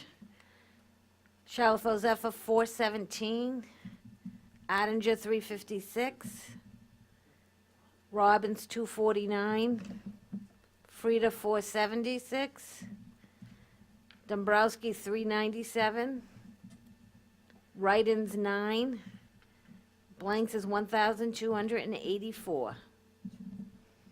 School Committee at Large. Anderson 396, Kohler 475, Case 384, write-ins 14, blanks 1,122. Ward 5 Counselor, Marchand 621, write-ins 14, blanks 162.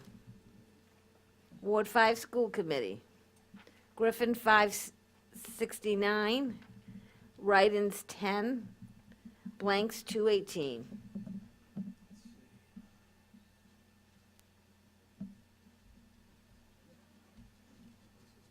And that concludes Ward 5, Precinct B. So we were talking about the mayoral numbers, and they swung on that round coming in. We're just over halfway through the precincts reporting. 53% of precincts reporting right now, and another set of numbers are heading to the city clerk right now, coming down from the auditorium above out of Ward 5. But those mayoral numbers, very close. Wow. Mayor 48 Mazzarella a has pop. regained his lead, 2,621. Ward 5, Precinct A. 2,619, more from the city clerk. Senator and General Court, Shalfo Zephyr 219, Kizmarek 33, Mahan 113, write-ins 3, blanks 1. Senator and General Court, Republican, Tran 118, write-in 4, blanks 2. Mayor, Mazzarella 288, write-ins 235, blanks 14. Counselor at Large, Shalfo Zephyr 293, Ottinger 256, Robbins 203, Frida 321, Dombrowski 296, write-ins 5, blanks 774. School Committee at Large, Anderson 308, Kohler 314, Casey 301, write-in 7, blank 681. Ward 5 Counselor, Marchand 435, 0 write-ins, blanks is 102. Ward 5 School Committee, Griffin 398, write-ins 2, 137 blanks.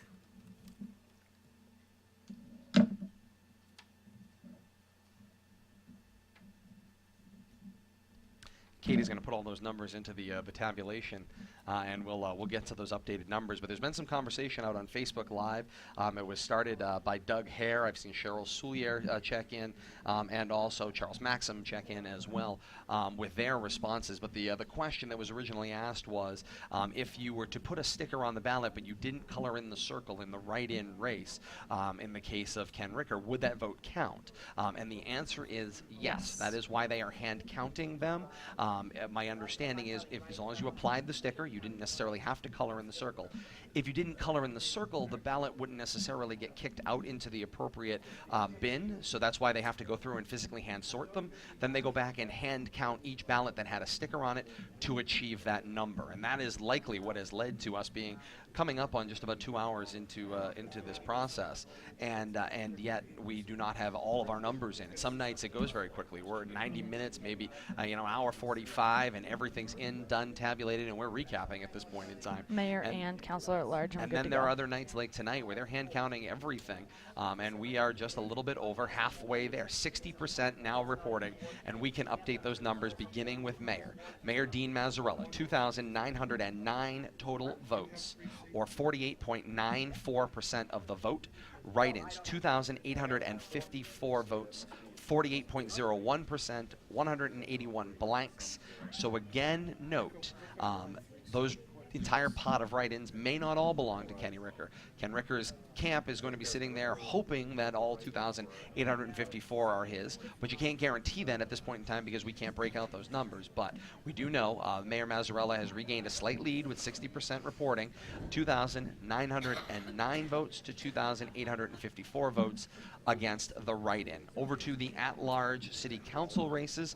We'll run those down quickly. Claire Frieda, the incumbent, still the largest vote getter across the city. Okay, here we go. Ward Wait, 3, there's Precinct more. Ward C. 3, Precinct C with Lynn Bouchard. Senator and General Court, Democrats. Shalafo Zephyr, 256. Kushmerik, 43. Mahan, 194.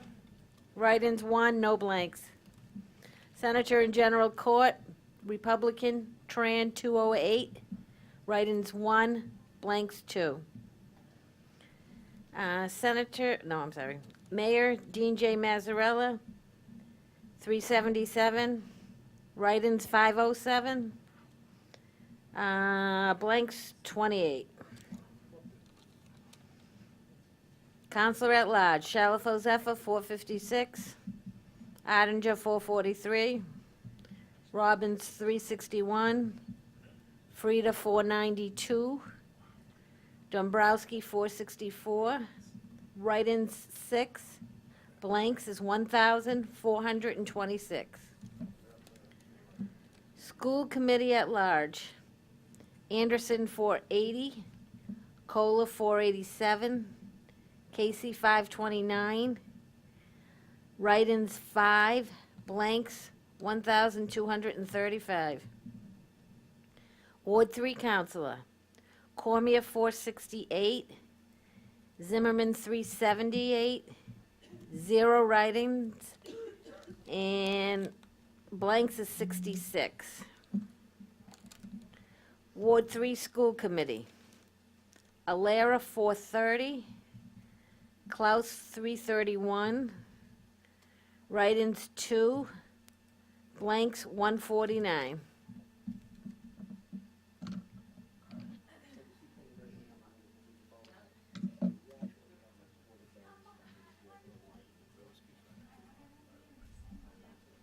So those are our first look at the Ward 3 races, where David Cormier, the incumbent, is challenged in the race for city councilor in Ward 3.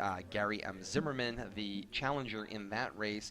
Cormier with Ward 3 Precinct C reporting 468 to 378 in that first round of numbers. And then also contested races in Ward 3 School Committee. You can see Isabella Alera takes an early lead over Joshua Klaus, 430 to 331, just one of 3 precincts in Ward 3 checking in with that one. More interestingly, and over to the mayoral races citywide, and this was a huge jump in numbers here. Write-ins in Ward 3 Precinct C grabbed 507 votes to incumbent Mayor Dean Mazzarella's 377 votes. There were 28 blanks, and that puts about a just about full-on 1% advantage to the write-ins total.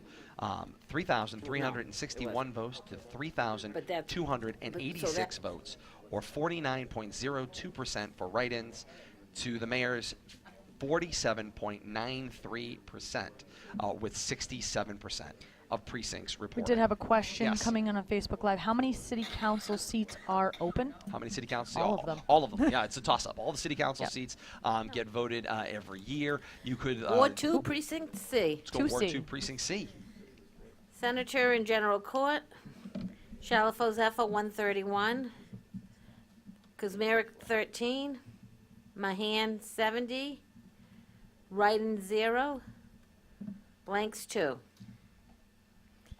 Senator and General Court, Tran, 68. Write-in, 0. Blanks, 3. Mayor. Dean J. Mazzarella, 165. Write-ins, 109. Blanks are 24. Counselor at Large. Shalfo Zephyr, 171. Ottinger, 133. Robbins, 105. Frida, 166. Dombrowski, 138. Write-ins, 2. Blanks is 481.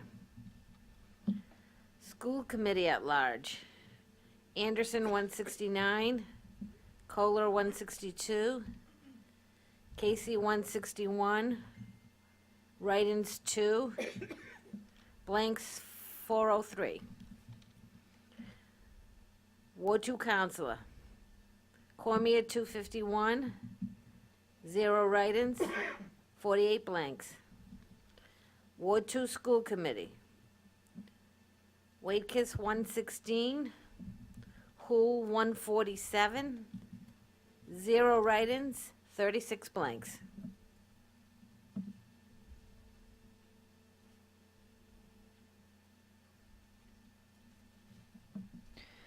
More numbers coming quickly here, but let's take a look at the update in the race for mayor. And by the way, we will run all of these numbers down for you once again.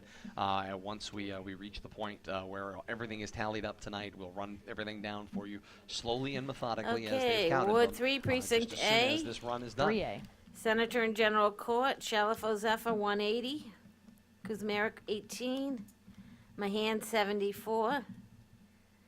0 write-ins, 0 blanks. Senator and General Court, Republican Tran, 85. Write-ins, 1, 0 blanks.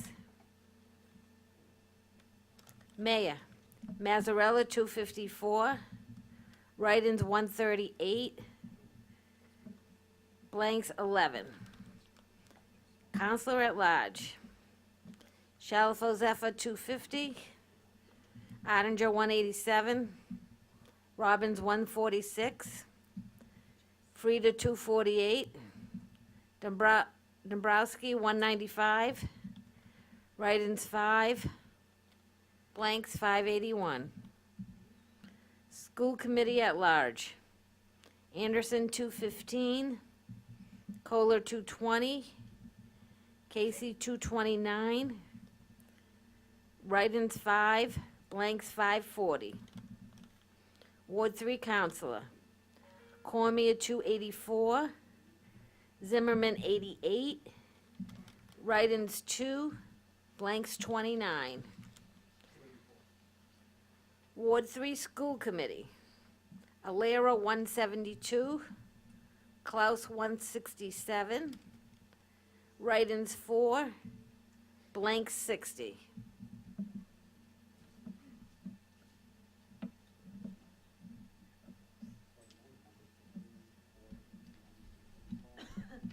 And the speed is on as we update numbers with that last kind of run of numbers that have come in from Ward 3 and the start of Ward 2. We can tell you Mayor Dean Mazzarella has regained the lead slightly. It is a back and forth race right now as the numbers come down. We can tell you there's 20% more of the votes to be tallied, and then the write-ins have to be aggregated out to the appropriate candidates. We can tell you that Mayor Dean Mazzarella has 3,705 votes, or 49.03% of the votes cast, to write-ins 3,608 votes, or 47.74% of the vote. Ward 2, More from Ward 2. Precinct B.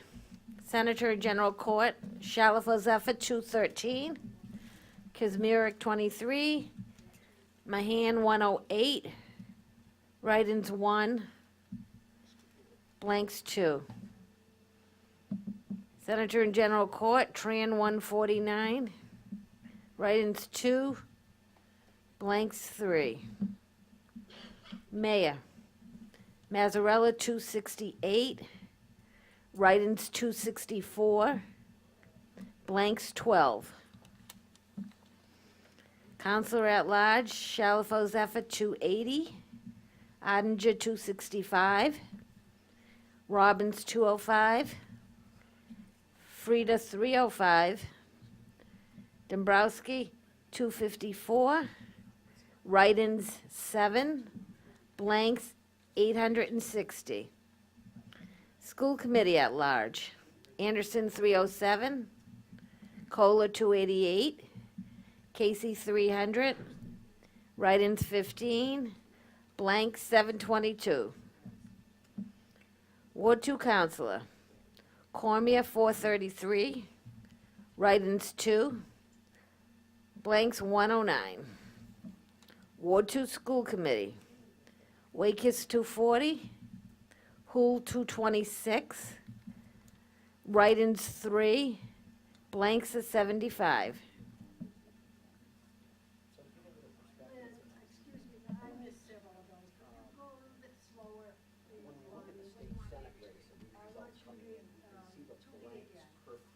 Which ones?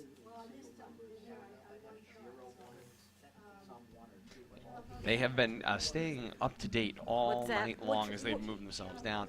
So if you haven't been here in the Okay, basement 280, of yeah. City Council chambers, Ottinger, 265. Lynn, You're gonna have to whisper. Robbins, Lynn Bouchard 205. reads the numbers and she reads them out loud across Whisper the room more. to the Put your folks that golf whisper volunteer. And they use the 9-iron to write across the board Frida, and then tabulate those 305. numbers on down the list. I as need you more would. whisper. This is all I got. Dombrowski, But 254. we can tell you now that we are looking at Write-ins, 7. 87% of the vote across the city has been tabulated right now, with just Ward 2 Precinct A and Ward 3 Precinct B outstanding right now that have not been downed to be can't hear you. tabulated here at City Hall. And with that, You're with gonna have to whisper more. that in mind, It's getting a little tense in here. you can see Wakers, the 240. numbers, for Hool, this mayoral, 226. race. Dean Mazzarella, incumbent mayor, 3,973 votes, or 49.04% of the vote. To write-ins, 3,872 total votes, or 47.80% of the vote. 256 blanks recorded. Only in 2 that precincts mayoral's left to race. go. Yeah, just Ward 2A and Ward 3B outstanding at this point in time. It's an opportunity to catch you up on Councilor at Large, citywide seats there. And again, to that answer to the question we had a while ago, all the seats on the City Council are up for grabs. There are 5 ward councilors, 4 councilors at large. There were 5 names on the ballot for councilor at large, with 4 people, 5 seeking the seat that were listed there. But Sue Shalafo-Zephyr, of course, as we've talked about throughout the night, has decided she is going to run if she will vacate her seat if she does win this primary in the state Senate primary for Democrats that is going on tonight as well. We do have some final numbers right now for Ward 1. We have Ward 1 Counselor. Congratulations. What's wrong? We covered it. We'll go back and get it on the recap. Oh. We'll get you in a second, though. You're still going? We are. Well, you can jump in with me here if you'd like. Okay. Counselor at Large. I thought you were all done. No, Counselor at Large. People are making fun of our whispers. by the way. Yeah, it's because I'm not good at it. But let's take a look at Counselor at Large. Claire Frieda continues out in front as the incumbent and also top vote getter. 4,645 total votes, or 22.98% of the votes cast in this race. Then we go down to incumbent councilor at large John M. Dombrowski, 4,204 total votes, or 20.80% of the vote. Then we move to challenger Thomas Frank Ardinger, 3,921 votes, or just under 20%, 19.40% of the vote.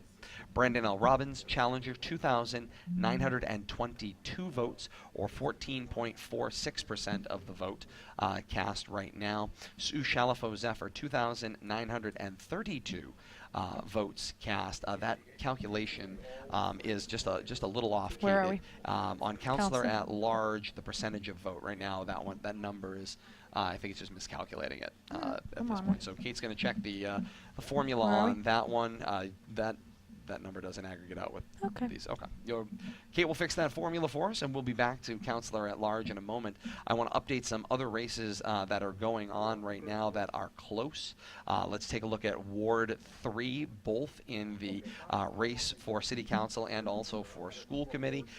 Right now, as I look at it in front of me, David Cormier, the incumbent city councilor of Ward 3, 752 votes, or 61.64% of the vote, to challenger Gary M. Zimmerman's 466 votes, or 38.20% of the votes. There were 2 write-ins in that race Fixed it. thus far, with Ward 3B still to be tabulated there. And of course, we've seen the race has swung back and forth in that mayoral race substantially throughout the night, with just one precinct in just one particular district. So you can never quite tell.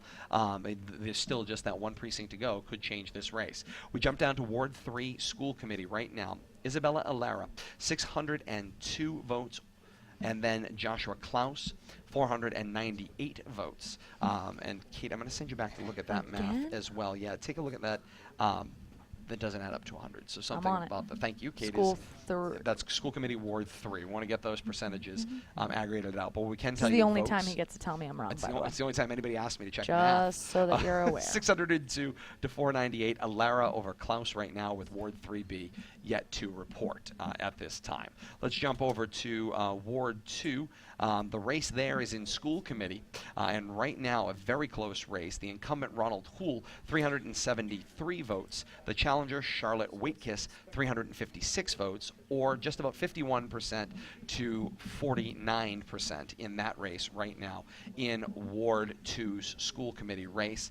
Pauline M. Cormier, who was elected by special election to replace Councillor Nickel, won her race. This is her first time up for re-election, and she has garnered 684 votes to 2 write-ins, so 99.71% of the vote to 0.29% of the votes cast right now. We're just waiting on Ward 2A to conclude that race, and it will certainly matter in Ward 2 School Committee. Going to bounce back to Ward 3 School Committee for a moment and just take a look at those vote percentages. Better. With 2 out of the 3 precincts reporting. Alara, 602 votes, or 54.43% of the vote in Ward 3. Josh Klaus, 498 votes, or 45.03% of the vote in Ward 3. School Committee with, again, just Ward 3B yet to report. And those numbers will be coming, I do believe, momentarily. There's a couple of Ward 3B, Ward 2A. Those are the 2 that we are waiting on. Good opportunity to check the state Democratic primary. Yeah, we right just got now. a question on that. So Here go we right go. ahead. State Democratic primary. Sue Shalafo Zephyr, 2,932 votes, or 57.19% of the votes here in Leominster, followed by Michael Mahan, 1,789 votes, or 34.89% of the votes here in Leominster. Michael Kuzmarek, 406 votes, or 7.92% of the votes cast here in Leominster. But again, those will be thrown into the pile with Fitchburg and Gardner and Lunenburg and all of the other cities and towns that are part of that state Senate seat. So be kind of cautious when looking at those numbers, but we can at least tell you how that race stands in the city of Leominster. And Sue Shalafo Zephyr finds herself out in front by a good margin here in the city of Leominster. Will she be able to carry that over in the other cities and towns? I have to imagine that the Fitchburg names in Fitchburg are doing substantially better. We have but a we don't city have council. the ability to see that. We have a question from a city council member. They'd like an update on the mayoral race. Yeah, let's take a look at that mayoral race right now.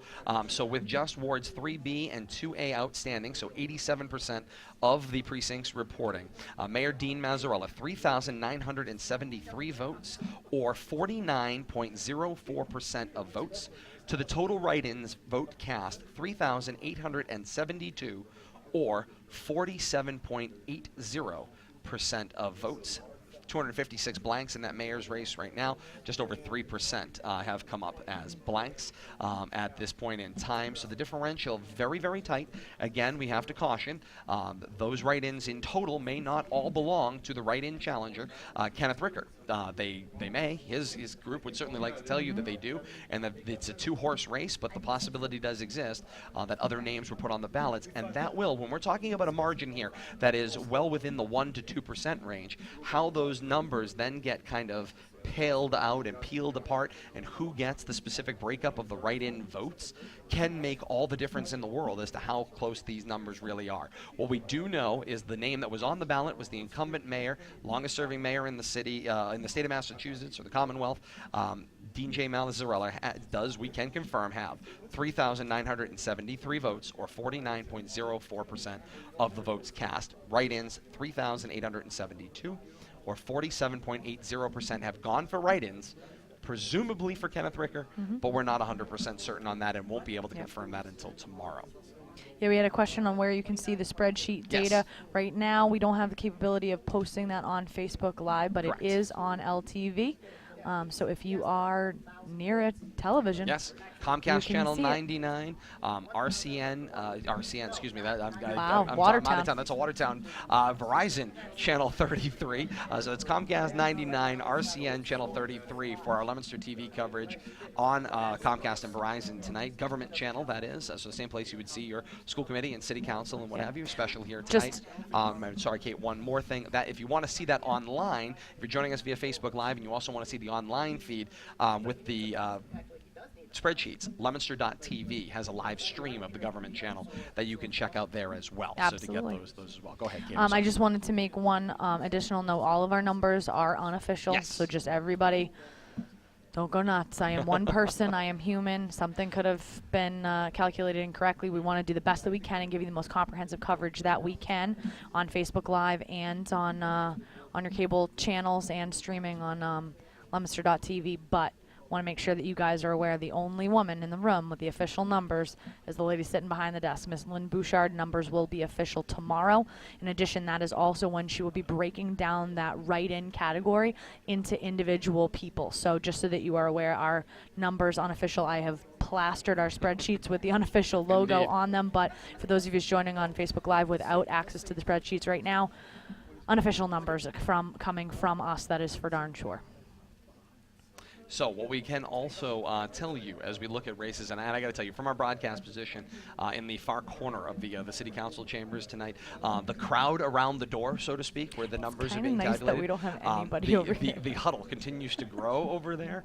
It's a lot of fun to watch every 2 years. Ward 3, Here Precinct comes B. Ward 3, 3B. including their races for school committee and also for city council tonight. Senator and General Court, Democrat, Shalfo Zephyr, 254. Kushmerik, 39. Mahan, 154. Write-ins, 2. No blanks. Senator and General Court, Republican, Tran, 168. Write-ins, 2. No blanks. Mayor, Mazzarella, 330. Write-ins, 364. Blanks, 28. Counselor at Large, Shalfo Zephyr, 367. Anja, 320. Robbins, 326. Frida, 441. Dombrowski, 338. Write-ins, 12. Blanks, 1,084. School Committee at Large, Anderson, 373. Kohler, 381. Casey, 420. Write-ins, 13. Blanks, 979. Ward 3 Counselor, Cormier, 399. Zimmerman, 251.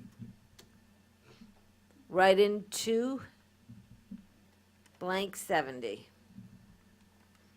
Ward 3 School Committee, Alera, 364. Klaus, 224.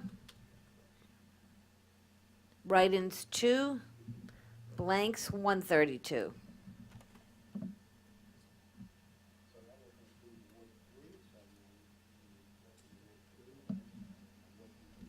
And so that concludes the races in Ward 3, and we can report, at least unofficially, according to our tabulations, incumbent City Councilor of Ward 3, David Cormier, with the 399 votes he garnered in Ward 3 Precinct B, to Gary Zimmerman's 251 votes in Ward 3 Precinct B, closes the total numbers there for the incumbent, 1,151 for David Cormier, to Gary Zimmerman's 717, 61 0.49% to 38.30% of the vote, and David R. Cormier will be returning to the City Council, at least unofficially according to our tabulations, here tonight as well. Certainly has to be pleasing there. The race of challengers in the Ward 3 School Committee race closes out with that report from 3B as well. Isabella Elara garners... Isabel. I believe I must have put Isabella. but it's Isabel? Isabel That's what Elara? we've been getting on Facebook. We did get a correction, so Isabel I wanted to Elara, believe that was we'll get that right. Katie Doyle. Thank you. Oh, Her name is thank Isabel, you. not Isabella, so that's mine. We my fault. appreciate that. We'll get that corrected for you. Right now, I will. 364 votes for Isabel Elara to Josh Klaus's 224 in Ward 3 Precinct B. Total numbers in the Ward 3 School Committee race: Elara 966, or 56.96% of the vote. Klaus, 722 votes, 42.57% of the vote. So it does appear that that challenger Isabel Elara has won the Ward 3 School Committee race. And again, that is an unofficial result that we have for you. You are going to want to look at that mayoral race. Well, I'm sure it's not just me. I'm going to guess it's everybody involved. That includes the incumbent mayor and his write-in challenger, Kenny Ricker. So here we go. Here is the tabulations right now, with just Ward 2A outstanding, or 93% of the votes tallied here at City Hall tonight. Mayor Dean Mazzarella with 4,303 votes, or 48.77% of the vote. To write-ins, 4,236 votes, 48.01% of votes. Blanks, 284, or 3.22% of the vote right now. So very, very close. We're waiting Within on Ward 1%. 2A. Within 1%, but again, remember, that could be a little bit of a wider margin when you aggregate out the number of write-ins. But with the response we've seen with write-ins tonight, this is certainly the largest write-in tally I have seen. I certainly would say, in my experience, that would tell me that this is very likely that a lot of those, a good portion, the majority of, with a rare exception, would go toward Ken Ricker. I think that is kind of a fair assumption to make at this point in time. So with that said, we're within the 1 and 3% margin between these two candidates right now, and probably closer to like 1.5% once you aggregate out those numbers to where we're at right now. So very close. Ward 2A is going to have a lot to say about this total race and where we're at when their numbers come down. And again, we've seen this race swing back and forth all night long. If you're in either camp, you're starting to wonder and do the gazintas and the tabulations to say, okay, how many people did we talk to there? How many of our people tabulated? They might even also have, from their poll watchers, a number that goes into that hole that we don't have here at City Hall as of this time, which may be able to kind of help them, kind of figure out exactly where we are at this moment in time in this mayoral race. But what we do know is the longest-serving mayor in the Commonwealth, Dean J. Mazzarella, has faced what is clearly his strongest challenge in a number of years and his toughest race. We can look at the historic numbers, and we can see the 2017 numbers against his aggregate from his first election in 1993. And you can see tonight voter turnout tabulated thus far. 8,823 votes have been counted in this mayoral race thus far. Mazzarella with 48.77% of those votes, to write-ins 48.01% of the vote. And you're not going to see a number that is that close dating all the way back. You can look at those numbers, kind of pass them out across. I kind of said off the top, 75-25 has been the count through most of these years. And tonight, it is not going to be a 75-25 kind of night. This is very close. Turnout is high, not on the highest side. The 93 and 95 voter turnouts exceeded these numbers, unless we're going to see about 2,000 votes cast in Ward 2A, and I don't think that's the case. But in 93 and 95's mayoral race, almost 11,000 votes cast in both of those elections. And then, kind of the other challenged years where Mazzarella was challenged in 2001, 5, and then also somewhat in 2013, excuse me, and 15, you saw large voter turnouts, particularly in 13, almost 10,000 votes there, 9,822 there, and then you see also in 05, 9,653, and then also in 2001, 9,171. So on contested years, where all, by the way, those names have been on the ballot up against Mayor Dean Mazzarella and have brought out almost 10,000 voters to cast votes in those races. Those races have been very, very close. But if you look at that number for the 2017 race, almost 9,000 votes counted. Probably once all is said and done here tonight, it will be something closer to 9,500 votes that are tabulated in the city tonight. We are in a race that is somewhere in what I would call the margin of error mathematically, the 1% to 2% range, which, Kate, the word that you were kind of hinting at before that I know the city clerk might give me a dirty look for, it's recount. That may very well happen. So that's an entire possibility as well. That's why, of course, the votes tonight are not necessarily official. That's why the official results that are released tomorrow, when they aggregate out the write-ins and give the specific numbers to the specific candidates who got the write-in votes, don't finalize things. There is a period before the final certification happens when the numbers have to be sent here from the City of Leominster City Clerk office to the Secretary of the Commonwealth, Bill Galvin's office, to finalize and certify those numbers. So a lot of steps between now and then, but certainly if this vote stays this close, once they aggregate out the numbers, there is a distinct possibility that we could be discussing recount. And I mean, hey, in a historic election year, in a hotly contested race, with a write-in candidate presenting the strong challenge on the incumbent mayor, you absolutely have to, make sure you've got these numbers People are correct. telling you to whisper. I'm going to go check on numbers. So the mayoral numbers that I have with the sheet up on the wall, Yes. 100% correct and exact both ways. I'm going to go check on the math on a few of these for the counselor at large, and then actually let me just check on our. Let's check on the state Democratic primary while my we're numbers at there are.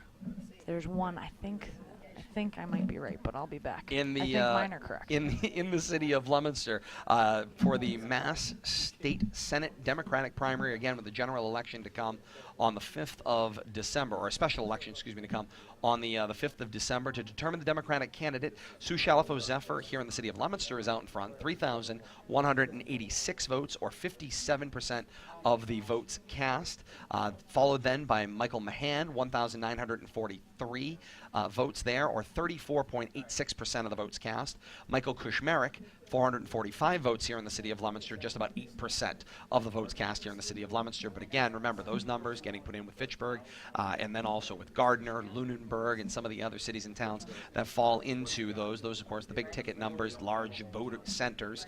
So you put those numbers in. I have to imagine, again, with no ability to see those from our location right now, I would imagine Kushmerek making a better showing in the city of Fitchburg, which, of course, might create a very interesting two-horse race with Shalafo-Zephyr and Kushmerek. And then, of course, you have to wonder if all of the Democrats in Fitchburg vote for Kushmerek, just looking at both Fitchburg and Leominster, does it matter that there were two Leominster Democratic candidates that might potentially split the vote, which could have created some issues down the line? But then again, numbers to be included, Gardner, Lunenburg, and on down the line. So a lot of things to be totaled up that we may not know until the morning, or somebody who's out there on Facebook who is tabulating along as well. I see Cody Casey checking in with us. He wants to be able to see the spreadsheets. Leominster TV has the spreadsheets up online. We can pop over, just because we try to be helpful here where we can be. School committee at large. Let's take a look at those numbers now with votes cast. Just waiting for Ward 2A there. Again, remember, 3 candidates on the ballot, 3 seats up for grabs on the school committee members at large. Leading vote getter right now out of that group, a longtime incumbent, Susan Kohler, 4,929 votes, or 33.75% of the votes cast. Followed next by Cody Casey with 4,792 votes, or 32.81% of the votes cast in that race. Wendy Anderson, 4,770 votes, or 32.66% of the votes cast in that race, just pending the Ward 2A numbers to come in that race as well. So that is where we're at in those circumstances. Let's take a look at Counselor at Large. Of course, just waiting you went right there. on 2A. Is that because you're tabulating something? We're good now. All right. Kate says we're good now. There's only we're one. approved to There's release only the one numbers. number that Yes. I am that my tabulation and the sheet up on the wall we differ by 100 exactly. So my thought is that the poster, because they tabulate by hand and mine tabulates by Google Sheets. They are amazing. There by are the some way. questions out here on Facebook Live, and I'm seeing now about when the absentee ballots are added to these totals. Now, our understanding, by what we read in the city charter, is that those were delivered out to the specific sites in each of their wards to be tabulated within an hour of the polls closing, so that those absentee ballots would be opened and then tabulated with their specific ward and precinct. So our understanding is that should have already taken place. To answer a question that was out here, we will check in on that and hopefully get you an answer before we sign off tonight. But that is at least our understanding of reading the election rules here in the city of Leominster, and of course that governed by the state law as well. So we'll confirm that, but that is at least what we knew coming into the night as well. And then early voting was not an option. Yes, it was in this not. instance. Correct. We had a question about that as well. Yep. So again, we are just awaiting on one precinct Ward right 2A now. taking their time tonight, making sure they've got this count right. 93% of the precincts in that mayoral race right now, extraordinarily close. Dean Mazzarella right now garnering 48.77% of the vote, to the write-ins 48.01. Again, presumably the vast majority of which are for Kenny Ricker, but we can not obviously say that they are all for Kenny Ricker, because there's no way that every single write-in was for him, especially considering we have over 4,000. Right now, it's that's where close. we're at. We know it's this. We know this much. It's close. We have over 8,800 votes tabulated for turnout thus far, with one precinct reporting, and not reporting. One precinct. not reporting. Pardon me. No, you're fine. So over 8,800 votes, 8,823 votes thus far tabulated in the mayoral election so far. 24 minutes past 10. Polls closed 2 hours, 24 minutes ago, and the count has been on ever since here on Leominster Votes 2017, here on Leominster Government TV, and also out on Facebook Live tonight. We thank you so much for being a part of this all night long. Lots of people checking in with us throughout the night. It's been so nice to catch up with people. It has people. been fantastic to get a chance to catch up with people. Hundreds of you joining us online via Facebook Live, and then also, I'm sure, thousands of you joining us via the channels of Leominster TV. And we thank you so much for being a part of the process. And a great credit to almost 10,000 of you that went out and did your civic duty today. And we'll know the last number. I have this. I have this. A good Registered question. voters in Leominster as of the deadline, 27,407 registered voters in the city of Leominster. So if we break that down quickly just by ward, Ward 1. Let's start actually. Because I'm guessing I know why. Let's see how many votes are up for grabs, registered voters potentially, in Ward 2A, because that's the one we're waiting on. Okay, Ward 2A. Potential, we have 1,696 registered voters in Ward 2 Precinct A alone. 27,407 registered voters across the city thus far. If you take a look at the total, we have over. Oh no, that's not correct. Never mind. I apologize. You're okay.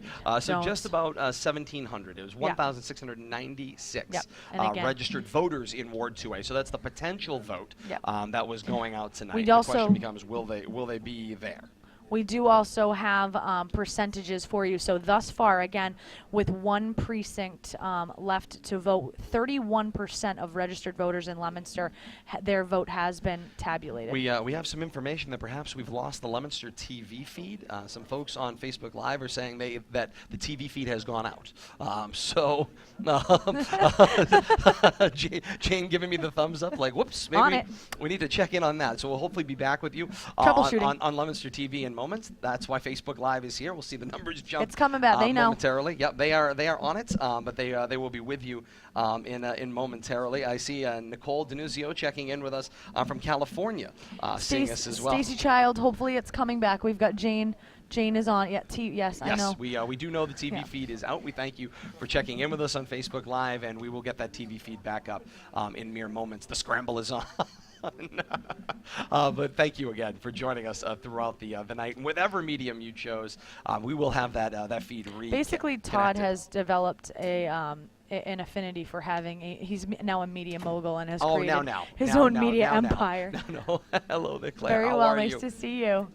Ah, She did. She's the best.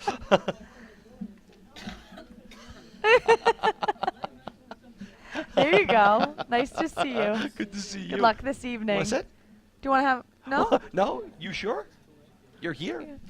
for an interview? Do you want to come on? Or are you all set? No. I won't put you on the spot if you'd like to. The headset is there. Come on and sit please, down. Please join up with us. Kate will get City Councilor Claire Frieda to sit with me for a moment here, and of course the Councilor at Large race is ongoing here in the City of Leominster, waiting for the Ward 2A race. We do welcome City Councilor at Large Claire Frieda. Claire, welcome. Good to see you. I've seen you here all night. You are a mainstay down here every year that we're here and have been for a number of years. Yes, that is correct. We've been doing it a long time. But, I mean, this, first of all, has got to feel good. I was remembering back to the 2015 election when we were here, and I remember you were top vote getter that night. Again tonight out in front with 5,086 votes, or 23% of the votes that were cast right now. And you've got your nearest challenger by almost 600 votes. That's got to feel really nice. It does. I love this city. I love being a cheerleader for this city. I think I go to just about everything that I'm able to go to, and I enjoy it. It's not a job. I really enjoy being with the people and meeting the people and helping the people if I can. So it's nice to know that that's validated a little bit when it comes to Absolutely. election time. There has to be a moment, of course, that kind of gave you pause. I know how much you love serving the citizens directly here in the city council chambers, every single month. And then I know you also want to take that opportunity and run for state senate. Right. And of course, there's got to be mixed feelings. I'm sure, good mixed feelings, but mixed feelings nonetheless, because you'll be serving in either capacity. But there was a question earlier tonight. We were talking about how Councilor Sue Shalafo-Zephyr has said that if she was to win the Democratic primary and run for the general, she would vacate her seat. People asked, had you made a comment one way or another? Because obviously you are going to be on the general election ballot, a special election ballot coming up in December. Right. I would assess the situation when the time would come. Certainly. I know that it's possible to keep both seats. Yep. Emil Gogan in Fitchburg kept it for many years, ran for re-election, kept the seat. Not to say that I would, but I'd really think long and hard. I wouldn't class the city a special election because this is midterm. Of course. So it's only 1 year that that a state senator would serve in that position. So there'd be re-election in another year. So I'd have to really look at it. If I did, I would certainly take my salary from the council, and I'd have the ability to donate it to charities that I'm really involved in. That's so fantastic. that's a nice piece to think about too. So there's a lot to think about. Of certainly. course. So not an easy decision Right, that right. we'll be looking at, but maybe a decision you'd like to have the opportunity to think about. Absolutely, Somewhere I would. somewhere I down the would. line. And of course, that race pretty much begins tomorrow. You finish one. I think it's and begin. It may have already begun in a lot of cases, Right. but it does start over almost immediately because we're just around the corner. December 5th is not that far away. Right. So Right. just about 30 days down the line for that.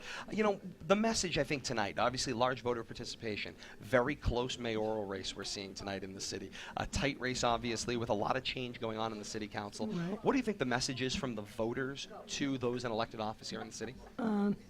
I think people are paying a lot closer attention. There's been a lot of issues in the city this year. Marijuana issues. Should we not? How do we regulate, or should we take the steps to regulate? Should we take the steps to ban or restrict or have a moratorium? Education, we know that that's been a major issue this year. There's no sense in pointing any fingers because it doesn't solve any problems, but there certainly is room for everybody to assess what happened. The new superintendent coming in, it's going to be difficult. Whoever is the mayor next year really needs to pay attention to the issues. I think a lot of parents came out this year. I think I've been in Ward 3 for 30 years doing this, and I love Ward 3, and I love being there with the people. There were so many people today that I saw that are new. We have a lot of condominiums Yes. in the area as well, but we do have the Samoset School, we have the Fallbrook School. So I think that there's really a heightened sense of interest in the school system, and that's good. That's a Absolutely. good thing. And I pride myself in the educational piece. I was telling somebody the other day that I have not missed a graduation in 30 years. 30 graduations since my own kids graduated. And to me, that's not just to go. It's, I think parents should see us there. I think teachers and administrators should see us there.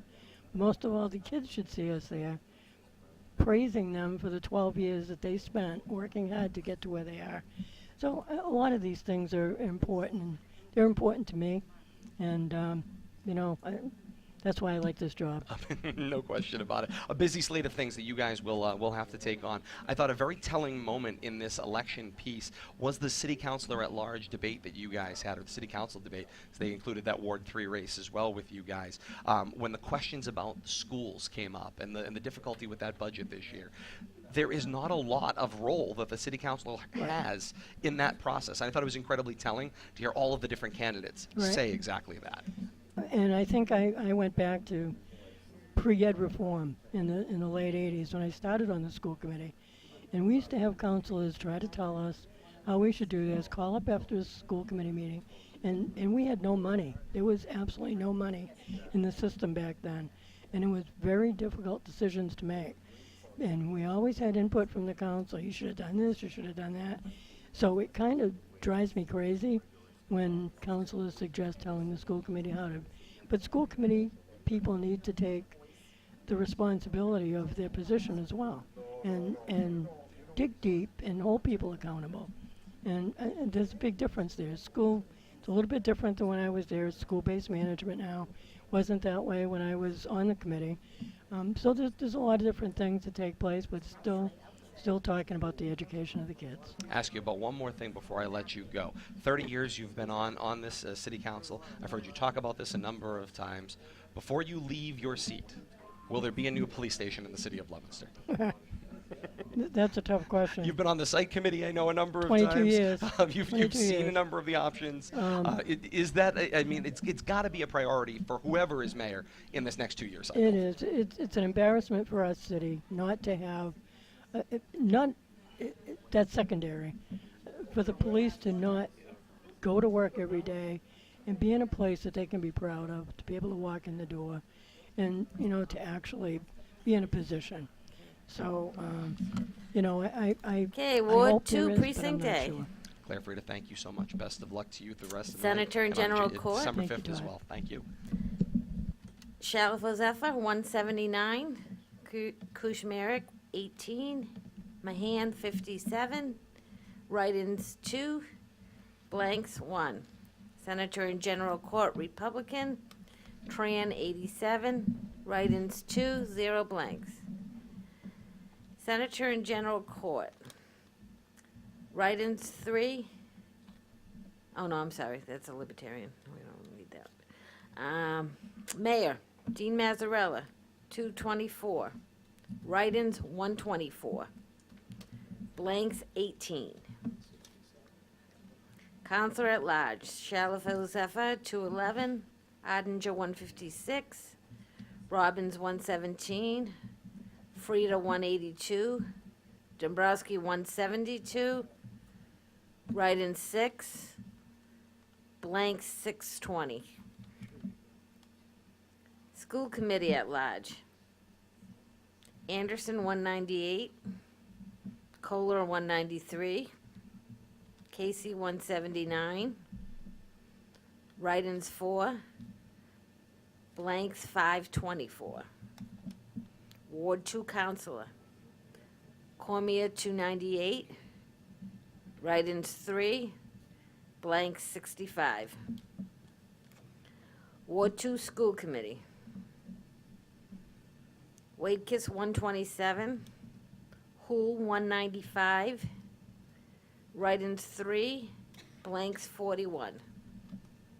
Thank you, everyone.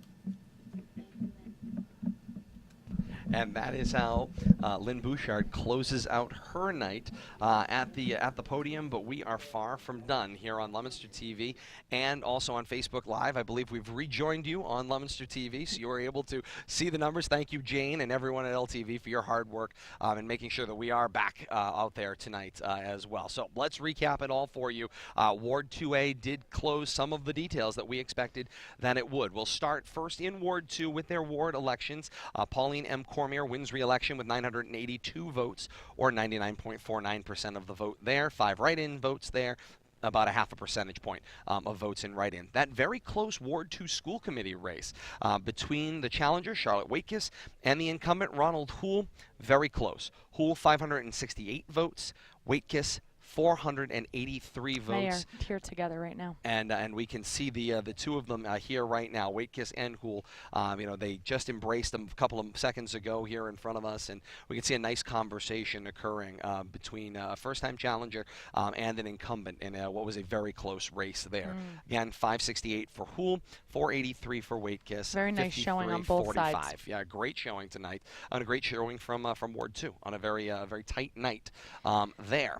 Let's bounce back to again, we talked about the mayoral race. Those numbers now finalized. Ward 2A brings some clarity to those numbers. 100% of the precincts now reporting, and we can report that Mayor Dean Mazzarella has unofficially won re-election, 4,527 votes, or 49.27% of votes, to the write-ins 4,360 votes, or 47.45% of votes. There were 302 blanks, or 3.29% of votes. There was a question earlier about whether blanks could eventually be tabulated in one column or another.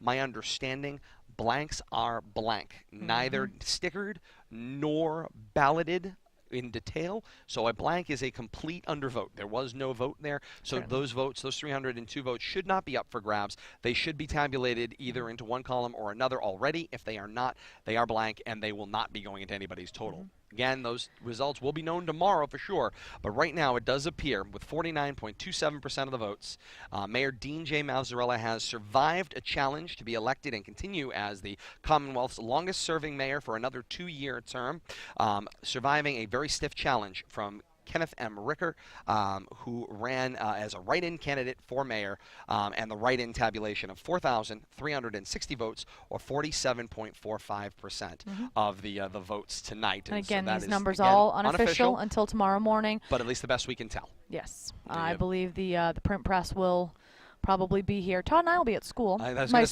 superintendent just checked in, so I'll be at school, sir, tomorrow. Okay, we'll be there. We'll both be at work tomorrow, I assure you. Because I can guarantee he'll be checking to make sure that I'm not at City Hall. No, at City just Hall kidding. checking the tabulations. All right, let's talk about school committee at large. I'll close that race out again. 3 seats up for grabs, 3 candidates on the ballot there. 5,122 votes for the top vote getter of Sue Kohler. Cody Casey came in next in razor-thin margin for second place in that race, 4,971. Wendy Anderson's 4,968 votes. All 3 of them earning plenty of votes, and they will all appear on the school committee at large when it reconstitutes in January. I know that we have some other exciting races coming up, but a very interesting comment from Robert Walsh. Those blanks could be the new hanging chads, those 302 blanks. They could indeed. That's why we like the whole color in the circle property here. That's one of those easy things. All right, now I believe we did you do the counselor at large? I'm going to do the counselor at large right now, and there was a question I see here about the state senate seat and what's going on in other cities and towns. I think Kate's going to check in to see what we can find out and see if we might be able to kind of aggregate some of those numbers for you in that Democratic primary in particular. So we'll be on to that in a moment. But in the meanwhile, let's take a look at counselor at large. We're voting for not more than 4, and again, there were 5 people on the ballot. We can confirm, and it was great to talk to her. We know Leominster TV joined back up with us kind of in process. Facebook Live, you were with us the entire time, but with Claire Frieda here, she, as the incumbent, is the top vote earner tonight. 5,268 votes, or 23.05% of votes, to be reelected as a councilor at large on the city council for another term. So she's on to 30 years and elected to yet another term there with 23% of the vote, top vote getter tonight in the city council race. Secondary vote getter, the person who came in second, Sue Shalafo-Zephyr. 5,007 votes, or almost 22% of the votes cast. So Sue Shalafo-Zephyr has won herself a seat on the city council, according to our unofficial numbers. Next in line comes incumbent councilor John M. Dombrowski, 4,714 votes, or 20.62% of votes. And then the challenger, Thomas Frank Artinger, 4,397 votes, or 19.24% of votes. Those four have guaranteed themselves seats on the city council. In order again, Claire Frieda, Sue Shalafo-Zephyr, John M. Dombrowski, Thomas Frank Artinger. Now, the fifth candidate that was in that race, Brandon L. Robbins, garnered 3,365 votes, or 14.72% of votes, according to our unofficial tabulation, and that would That we mean need to talk that about. if Sue Shalafo-Zephyr does vacate her seat, Yes. that Brandon Robbins has earned. He's met the He has threshold. met the 10% threshold to step into the role to take the fourth seat if Sue Shalafo-Zephyr does elect to So vacate. this becomes important for a number of reasons. Number Yes. one, there would not need to be a special election to fill that potentially vacated seat if Sue Shalafo-Zephyr and/or Claire, well, not or Yes. if Claire Frieda. She has said that she has not made that decision as of yet, but right now Brandon Robbins in that fifth spot has, per the city charter's Yes, regulation, the city charter for Leominster, Massachusetts dictates that a vacancy, if it is filled by the next highest vote getter, they must have garnered 10% of the vote in that particular race. Correct. And right now, again, unofficially, Brandon Robbins with 14.72% of the vote has garnered enough of the vote to meet that 10% threshold, so that would mean that there would not need to be an additional special election to fill that seat Correct. as well. So understandably, difficult news to be the fifth person to get in, but this race isn't over by any stretch of the imagination, and all sorts of things could happen in the coming weeks and in the coming months. So very important to have garnered that 14.72% of the vote. Pardon me. In what is, again, a very strange race when you have a candidate in Sue Shalafo-Zephyr who has clearly stated that she was running, if she was to win the Democratic state primary, she is running for the state Senate seat on the Democratic ticket. And with that being the case, if she's going about doing that, she has already endorsed Brandon Robbins for a seat as an at-large counselor. So again, with her name appearing on the ballot, you can tell people all you like what the case may be, but in theory, she is going to vacate that seat. That's a decision she will have to officially announce, but that is what she announced in advance of today's election. And so likely, it at least for now, it will go down as Claire Frieda, John M. Dombrowski, Sue Shalafo-Zephyr, Thomas Frank Artinger have the 4 seats at large for the Leominster City Council, pending a final and official announcement and declaration by Sue Shalafo-Zephyr of a vacancy should she win the seat for the state Democratic primary. Good opportunity to jump over to the other election tonight. That was the state Democratic primary for the state Senate seat. That primary for a special election coming up December the 5th. Here's what we can tell you. In the city of Leominster, Sue Shalafo-Zephyr garnered 3,365 votes, or 57.74% of Leominster's votes. Michael Mahan, 2,000 votes on the nose, 34.32% of votes cast. Michael P. Kushmarek, 463 votes, or 7.94% of votes cast here in the city of Leominster. But as Kate is currently working on these numbers right now, the question then becomes, if you aggregate that with Fitchburg and with Gardner and the other reporting centers out there, who's in the lead? That number is still yet to be finally determined. So we will do our best to try to get that tallied up for you before we get off the air. From what we can garner online, may not be able to get that out there tonight. But I would throw this out there. I said this a little while ago. If there was only to have been one Leominster Democrat on the ballot, that Democrat would have carried, presumably, against a Fitchburg Democratic candidate, you'd have to presume 5,300 votes if you were to tabulate the two together. That's a big number versus taking 3,300 votes out of the city of Leominster, a large population center. So it will be interesting to see down the line when all the votes get tabulated, does the election having two Leominster Democrats eventually cost the Leominster Democrats that seat, pending how many votes Michael Kushmarek is pulling in Fitchburg. I talk to my students about this quite a lot, that vote splitting aspect of things. It happens not quite a bit, but it has happened historically in presidential elections. We know that it's happened in the election of 1912. It happened, what do we have? We had the Ralph Nader aspect of things. It has happened throughout time where if you have two candidates that have similarities, if they're both, if you have in the case of 1912, you had Teddy Roosevelt running as part of the third party, the Progressive Party, and he was truly a Republican, and he was going up against the incumbent president, Howard Taft at the time, and it split the vote. Taft does not become president in 1912, and all of a sudden, hello Woodrow Wilson, welcome to World War I. Correct. So it does happen where you have two candidates with similar backgrounds, and in this case, the item that they share is that they're from the same municipality, and so if that vote did get split, you're right. It could potentially be damning influence for them. the election down the line. So we'll see how those numbers pan out. Kate's still looking to see if we can get some more information on that. But There's not a lot it's I was going to say it's a little difficult to again try to pair together all the different cities and towns. We can only report the Leominster results from here. Lynn Bouchard and her staff have tabulated here tonight. Let's recap the different ward races that were out there. Some contested, some not. Let's take a look first in Ward 1. Neither seat was contested, but we do have a couple of winners. The incumbent, Gail Feckley, will return to her seat as Ward 1 City Councilor for another term. Challenger, uncontested, Michael Stassen wins his seat tonight in an uncontested race for Ward 1 School Committee. So Stassen will join the school committee in the January inauguration.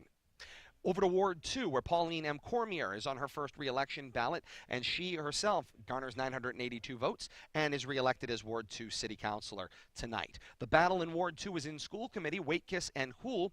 Ronald Hoole garners 568 votes, or 53.74% of the votes, to Charlotte Waitkis's 483 votes, or 45.70% of the vote. Ronald Hoole, the incumbent, will return to the City Council. And again, we mentioned just a little while ago, before people started to stream out of here, a really nice moment where Ronald Hoole and Charlotte Waitkis got together, embraced, congratulated each other on a race well run, again, in what has been an environment that has been very difficult to be part of a school committee. People talk about school committees, really only have two jobs, right? They've got picking a superintendent of schools, which the next school committee will have the opportunity to do, and they have budgeting. And budgeting this year, certainly in the city of Leominster, turned out to be a citywide seeming disaster. And so when you couple that with also a superintendent change on the deck, a very tight race, not surprising there that we saw tonight, and certainly that is what we witnessed there in Ward 2. Let's go for a recap over to Ward 3. David Cormier gets 1,151 votes, or 61.49% of the votes, to retain his seat as Ward 3 City Councilor. Tough challenge from Gary Zimmerman, 717 votes, 38.30% of votes cast there. The other battle, Ward 3 School Committee, Isabel Alara, 966 votes, to Josh Klaus's 722 votes, or 56-42 in votes cast. Isabel Alara will be a new member of the school committee in Ward 3 when we begin in January with the new term. Over to the Ward 4 races. The battle there was in school committee. Mark Bedanza retained his seat as the incumbent councilor much earlier in the night, garnering 1,813 votes. Mark Bedanza will return as Ward 4 City Councilor in the new year. Ward 4 School Committee, the incumbent, Nona Ojala, longtime Leominster High School secretary, retains her spot, 1,401 votes, to Josh Bodridge's 626 votes, or 87-10 in percentages of votes cast in Ward 4. So Nona Ojala will return to the school committee for Ward 4. Over to Ward 5. Rick Marchand, running unopposed in Ward 5 tonight, garners 1,365 votes in Ward 5 to 20 write-ins to retain his seat as Ward 5 councilor for yet another term.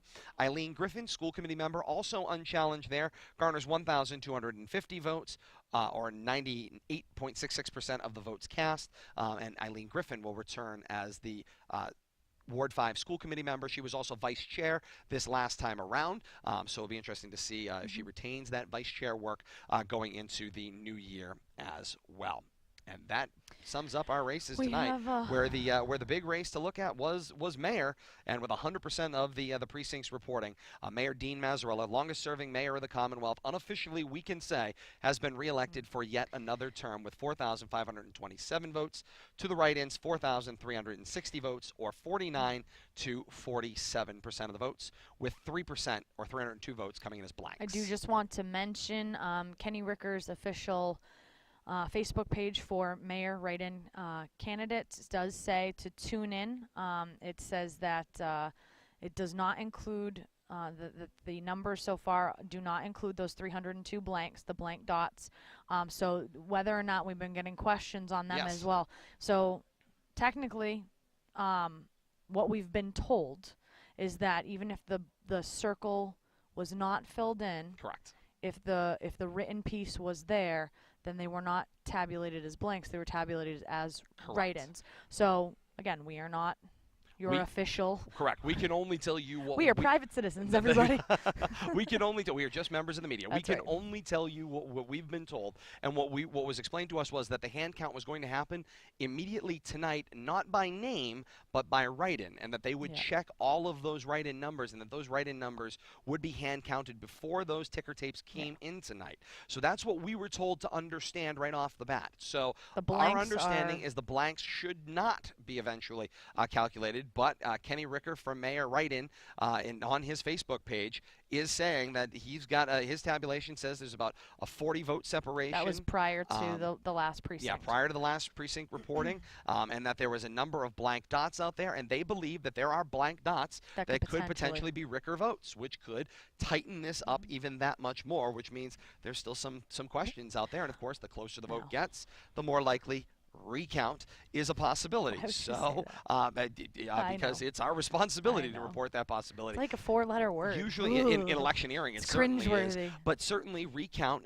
usually Potential. within 1% of the count, when the votes are within 1%, you have the possibility, of a possibility. recount. Yep. And it would be a combination of hand recount. It would be done during the day with the city clerk and wardens, Yep. and they would hand tabulate them once So again. just so that everybody is aware, once again, officially, the city clerk tomorrow, that would be the 8th of November, I believe. That would be Wednesday, the 8th of November, should tabulate everything officially. That will also break down the individual write-ins, because you also have to take that into consideration, that is another variable.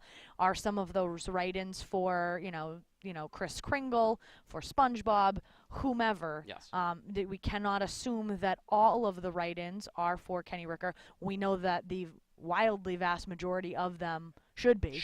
At least usually with that, and we're making some assumptions there based on the number of votes that were cast Yeah. tonight. That you wouldn't get that kind of a large turnout for write-ins without them all getting behind a large candidate that they would be pushing toward. I would be shocked if we paired that write-in number down and you peeled off 1,000 votes for Chris Kringle and SpongeBob. So at least our experience tells us, our experience with elections and in that sense tells us that when you have 4,360 write-in votes, those were targeted at one person. Certainly. But we cannot guarantee that, and that's why the city clerk's going to go back and tabulate those tomorrow and report Yes. a final official result. So you should, everybody should make sure that they, continue to be diligent and to make sure that you guys, essentially, officially, it's too close to call. Yes, I and mean, that we is. can't. We can only tabulate based on the numbers we have in front of us. It is very close. I think it is, at least from what we can see, it looks that way. But again, we'll see. We will, we have been surprised before, and with this type of a monumental, historic election, longest-serving mayor in the Commonwealth, reelected a number of times, and a stiff write-in challenge, that it is, as one warden said to us, a very nerve-wracking situation. Certainly. You want to get it right. I mean, it took Ward 2A, Till 10:30. almost 2.5 almost 2 hours and 45 minutes from poll closing to reporting here tonight with their ticker tape. So that tells me they took a very long, careful look at all of those ballots, creating all of the piles, and making sure they were prepared and counted correctly. Absolutely. I did also see out here, although not official, that Jamie Eldridge, who is part of the political structure Yes. here in Massachusetts, is congratulating on his Facebook page Sue Shalifo Zephyr for winning the Democratic nominee for state Senate. So that's unofficial, but that's comments that we're seeing out there. Dan Kelly, the third, reporting that out there on our Facebook conversation tonight, that he saw that online. So that may be, I mean, Eldridge might have access to a wider array of numbers that we're not seeing tonight. So that is entirely possible as well. But the conversation will continue, and let's face facts.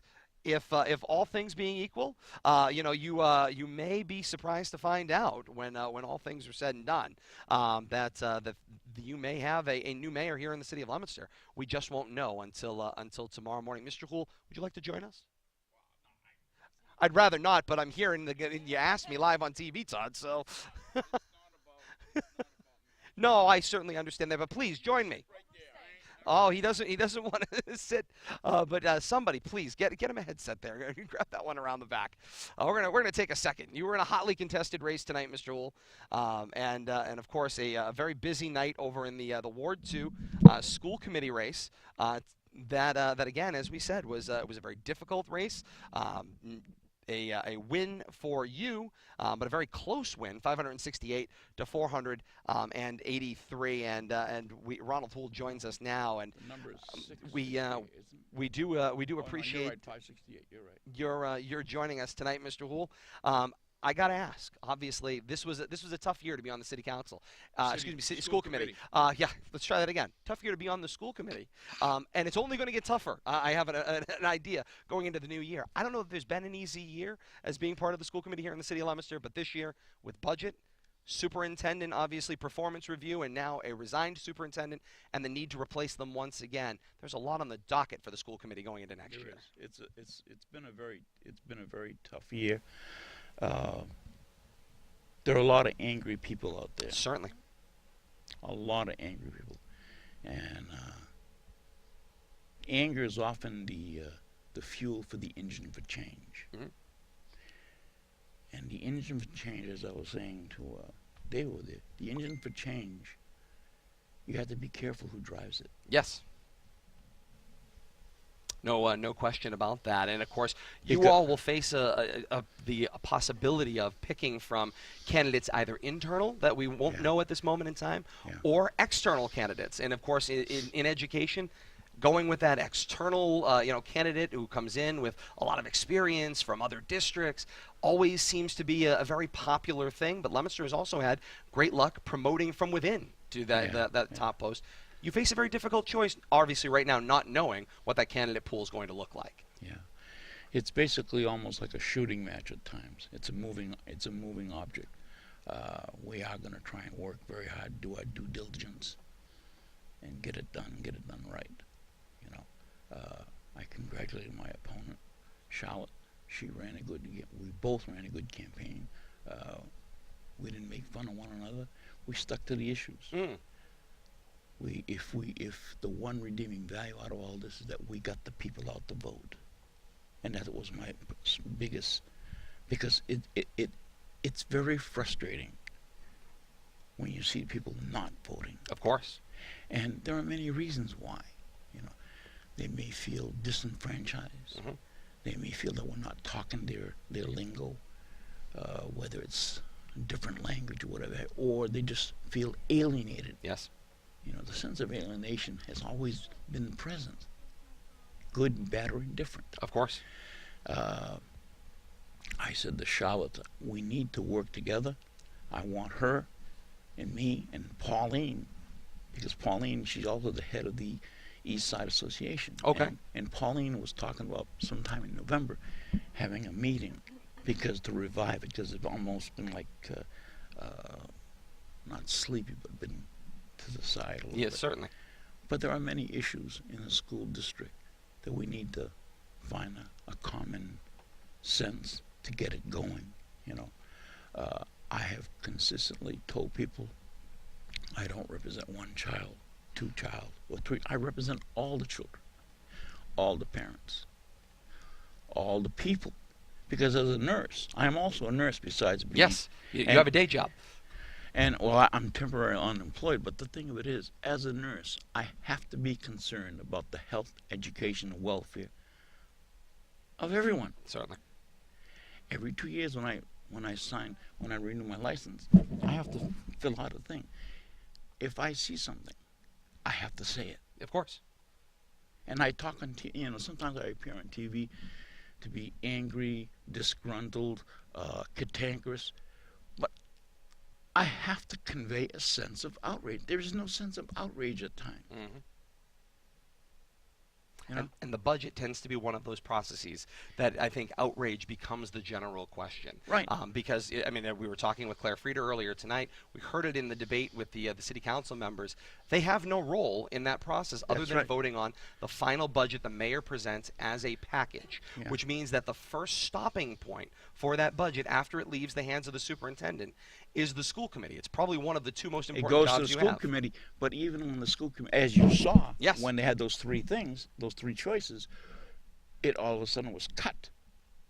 We don't have any, we may make the most beautiful budget, but it gets chopped. Certainly. It's the mayor who makes those decisions. I'm not making this up. You're voting on, when you guys take a vote on your budget, you're voting on a recommendation to the mayor, which our system puts the power in the chief executive of the city Right. to then make that investment going forward as to what he feels like, where does that recommendation fit against all of the other departments in the city. And it's painful because Leominster is no different from other cities. I get that. I mean, I've heard horror stories about other cities. And, we have to be able to manage it. We have to, education, yes, is expensive, but it's even more expensive if you don't have an education. Certainly, no question about it. And we have to be careful not to minimalize everyone's education. And it's an ongoing thing. I mean, honestly, I still don't know what I want to be when I grow up. You laugh? I'm It's dead the truth. serious. It's I'm the dead- truth. It's I'm the dead truth. serious. People don't believe it, but it is true. It is true. Because everybody could change down the line. You find yourself constantly reinventing yourself. Mm, Sometimes against your will, that's right. That's right. And that's really about it. I'm sorry for taking up No, the you're time. fine. This is what we're here for tonight. And We're in all honesty, I never thought I'd be hearing myself on. Because the worst thing for me, hearing my voice, because I know I talk a lot through my nose without Don't realizing worry it. about it. No, you're good. And I hate talking in public because my hands sweat. Oh. I'm very nervous about talking, but I have to talk in public all the time. Absolutely. As a nurse, I have to tell the truth. And you are speaking on behalf, of course, of your constituents who reelected you tonight with a message Yes. from a very close challenge that they want some things that are changes. It's gratifying. It's gratifying. It's humbling to know that they have enough confidence in me Yes. to be able to move forward and get this done. You can't make this up. No, you can't. And a lot of portions of those budgets go to places that you guys don't have, control over, or places where you could get help. One of the things that I know I was talking about with people throughout the budget process, school busing. Busing in a city like Leominster, much more complicated than busing for a regional school district, which can get money kicked back from the state. That's not available to a one-town district. That's right. Those money's not available. Perhaps something you would like to see, perhaps a new state senator propose somewhere down the line, that there be But some you see, sort of a all reimbursement. these things you're talking about, it's all projected for the future. Of course. It's now. We have to deal with this now. How do you deal with this now? Because it's all well and good to make these little projections for the future. But you know what? Tomorrow morning when you get up, it's the same damn problem. That's right. And you guys will have the opportunity to go back at it in January. Still a year to come. Congratulations on your win tonight. All right. Thank and you best very of much. luck in the Thank new you year. so Ronald much. Toole, And thank you so much. Thank you for having me. No, anytime. Thank you. I think it's hilarious. A winner tonight, that's Ronald Houle. A winner tonight, Ward 2 School Committee. Ron Houle, yes. A man of the people, 568 to 483, or 53 to 45 percentage points. Yes. We had just, I know we're wrapping up. Yes. And, Jane needs to go to bed, so do I. It's bedtime. No, she's got to go to the, never mind. She needs to go to the bed, to bed. It's bedtime. But we did have some questions once again. Officially, we're saying that the mayoral race is too close to call. We are. I mean, that's what we have to, and we likely probably knew that coming in tonight. But we'll take a look at those numbers one more time before we sign off here on Facebook Live and also on the channels of Leominster TV. Definitely bedtime. But as we come to just after the 11 o'clock hour, 6 minutes past 11, our unofficial tally shows Mayor Dean Mazzarella with 4,527 votes, or 49.27% of the votes. To the write-ins, Kenny Ricker et al., 4,360 votes, or 47.45% of the votes. 302 blanks, or 3.29% of votes cast tonight. And so that is kind of where we will leave you tonight. Congratulations, Leominster, for turning out this year. 9,189 votes tallied tonight here at City Hall in the mayoral race. Gives us at least a rough number of about 10,000 people that went out across the city of Leominster tonight and tabulated the total process throughout this election process. So that's important to note. Some questions coming in last minute here about how do you find out who wins tomorrow? That's a great question. We, at least to the best of our understanding, we're going to be at school. We will be at school. We'll be at work. We've already assured our superintendents will be there, but we've been told that will occur in the city clerk's office. I have to presume that the local newspapers will be there. Yeah, the print press will most decidedly. We'll check Twitter. We'll get it out on Facebook. We'll also try to work with our partners, not just at Leominster TV, but also the partners over at the K-Zone, WPKZ Radio, to get it out on their Facebook. We'll tweet it out into as many places as we can get that information once we have those numbers in hand. But there is a public portion of that process that has to be done, so there will be some media there. As soon as we have those numbers, we'll do our best to pass those along to you once those numbers are official. Then, of course, once those numbers are made official tomorrow, there is a point in time where a recount could be asked for. Then there is a certification process that has to happen down the line. It's at about a 10-day window, give or take, that we'll be looking for throughout the process. But almost 10,000 folks go to the polls here in the city of Leominster tonight. A lot of different races out there. The message, and I think Ronald Houle summed it up well, changes in the wind. Although there's going to be a lot of returning candidates, I think the message to the folks that are returning is we will vote you out. The candidates are getting stronger that you're seeing. There is some new blood that's going to be stepping in. A lot of new members of that school committee are going to have to, in their first year on the job, select a new superintendent of schools and fix a budget that's broken. That's a lot to take on in your first of a 2-year term. So there's very important changes that came down that line. Not only change, you can take a look at this election as a mandate. Yes. As a mandate that you will listen to the constituency. Otherwise, they're in the driver's seat as it is. If Mayor Dean Mazzarella is ultimately certified as the re-elected winner, as we can project at least at this moment, although too close to call, this would be his tightest margin of victory ever in his years out there. So this would be about a 49-47 compared to, I believe, the next closest one that I can see just quickly scanning our historic margin here would be 57-41 against Sue Shalafo Zephyr in 2013. So have to imagine that in all those times, and being the longest serving mayor in the Commonwealth, this one is the closest point where it comes. He'll have to go back to at least the drawing board and consider what was the message the voters were trying to pass him if he is reelected tonight in bringing on a very strong challenger. Say, hey, maybe we need to make some changes to how we're doing business here in the city. You ready to thank everybody? I am indeed. And I want to thank Jane Jane's and Alan ready. from Leominster TV and all of the great folks here, the city clerk Lynn Bouchard and her staff for their support tonight. We of course want to thank everyone associated with the broadcast for Leominster TV and out on Facebook Live as well. Kate, great job tonight. Hey, thanks. Awesome graphics out there. Really took our election coverage to the next level there. We'll take it to the next level onto the internet as well next time around Facebook Live. We're going to see you in just a few days, though. We will. We'll see you in a few days. High school football Friday night, Leominster and North Middlesex. Kickoff 7 o'clock on Friday night for another one. Thanksgiving Day games out there, and I have a sneaking suspicion we'll also have some coverage of that special election coming up. I was gonna say in December as well. he just so made my night, all that's coming up You're a as doll. well. Stay with us for that. We thank all of you for being a part of this tonight. We thank you for doing your civic duty and participating from all across the country tonight. For those of you that are involved with the city of Leominster, for Kate Robbins, I am Todd Robbins, saying thank you so very much once again for joining us. Stay tuned for more details on the finalization elections. Congratulations to all of the candidates tonight, and we wish you all the very best of luck in taking on your roles beginning with the January 2018 inauguration. On behalf of all of us here at Leominster TV and Facebook Live, until next time, so long, everybody.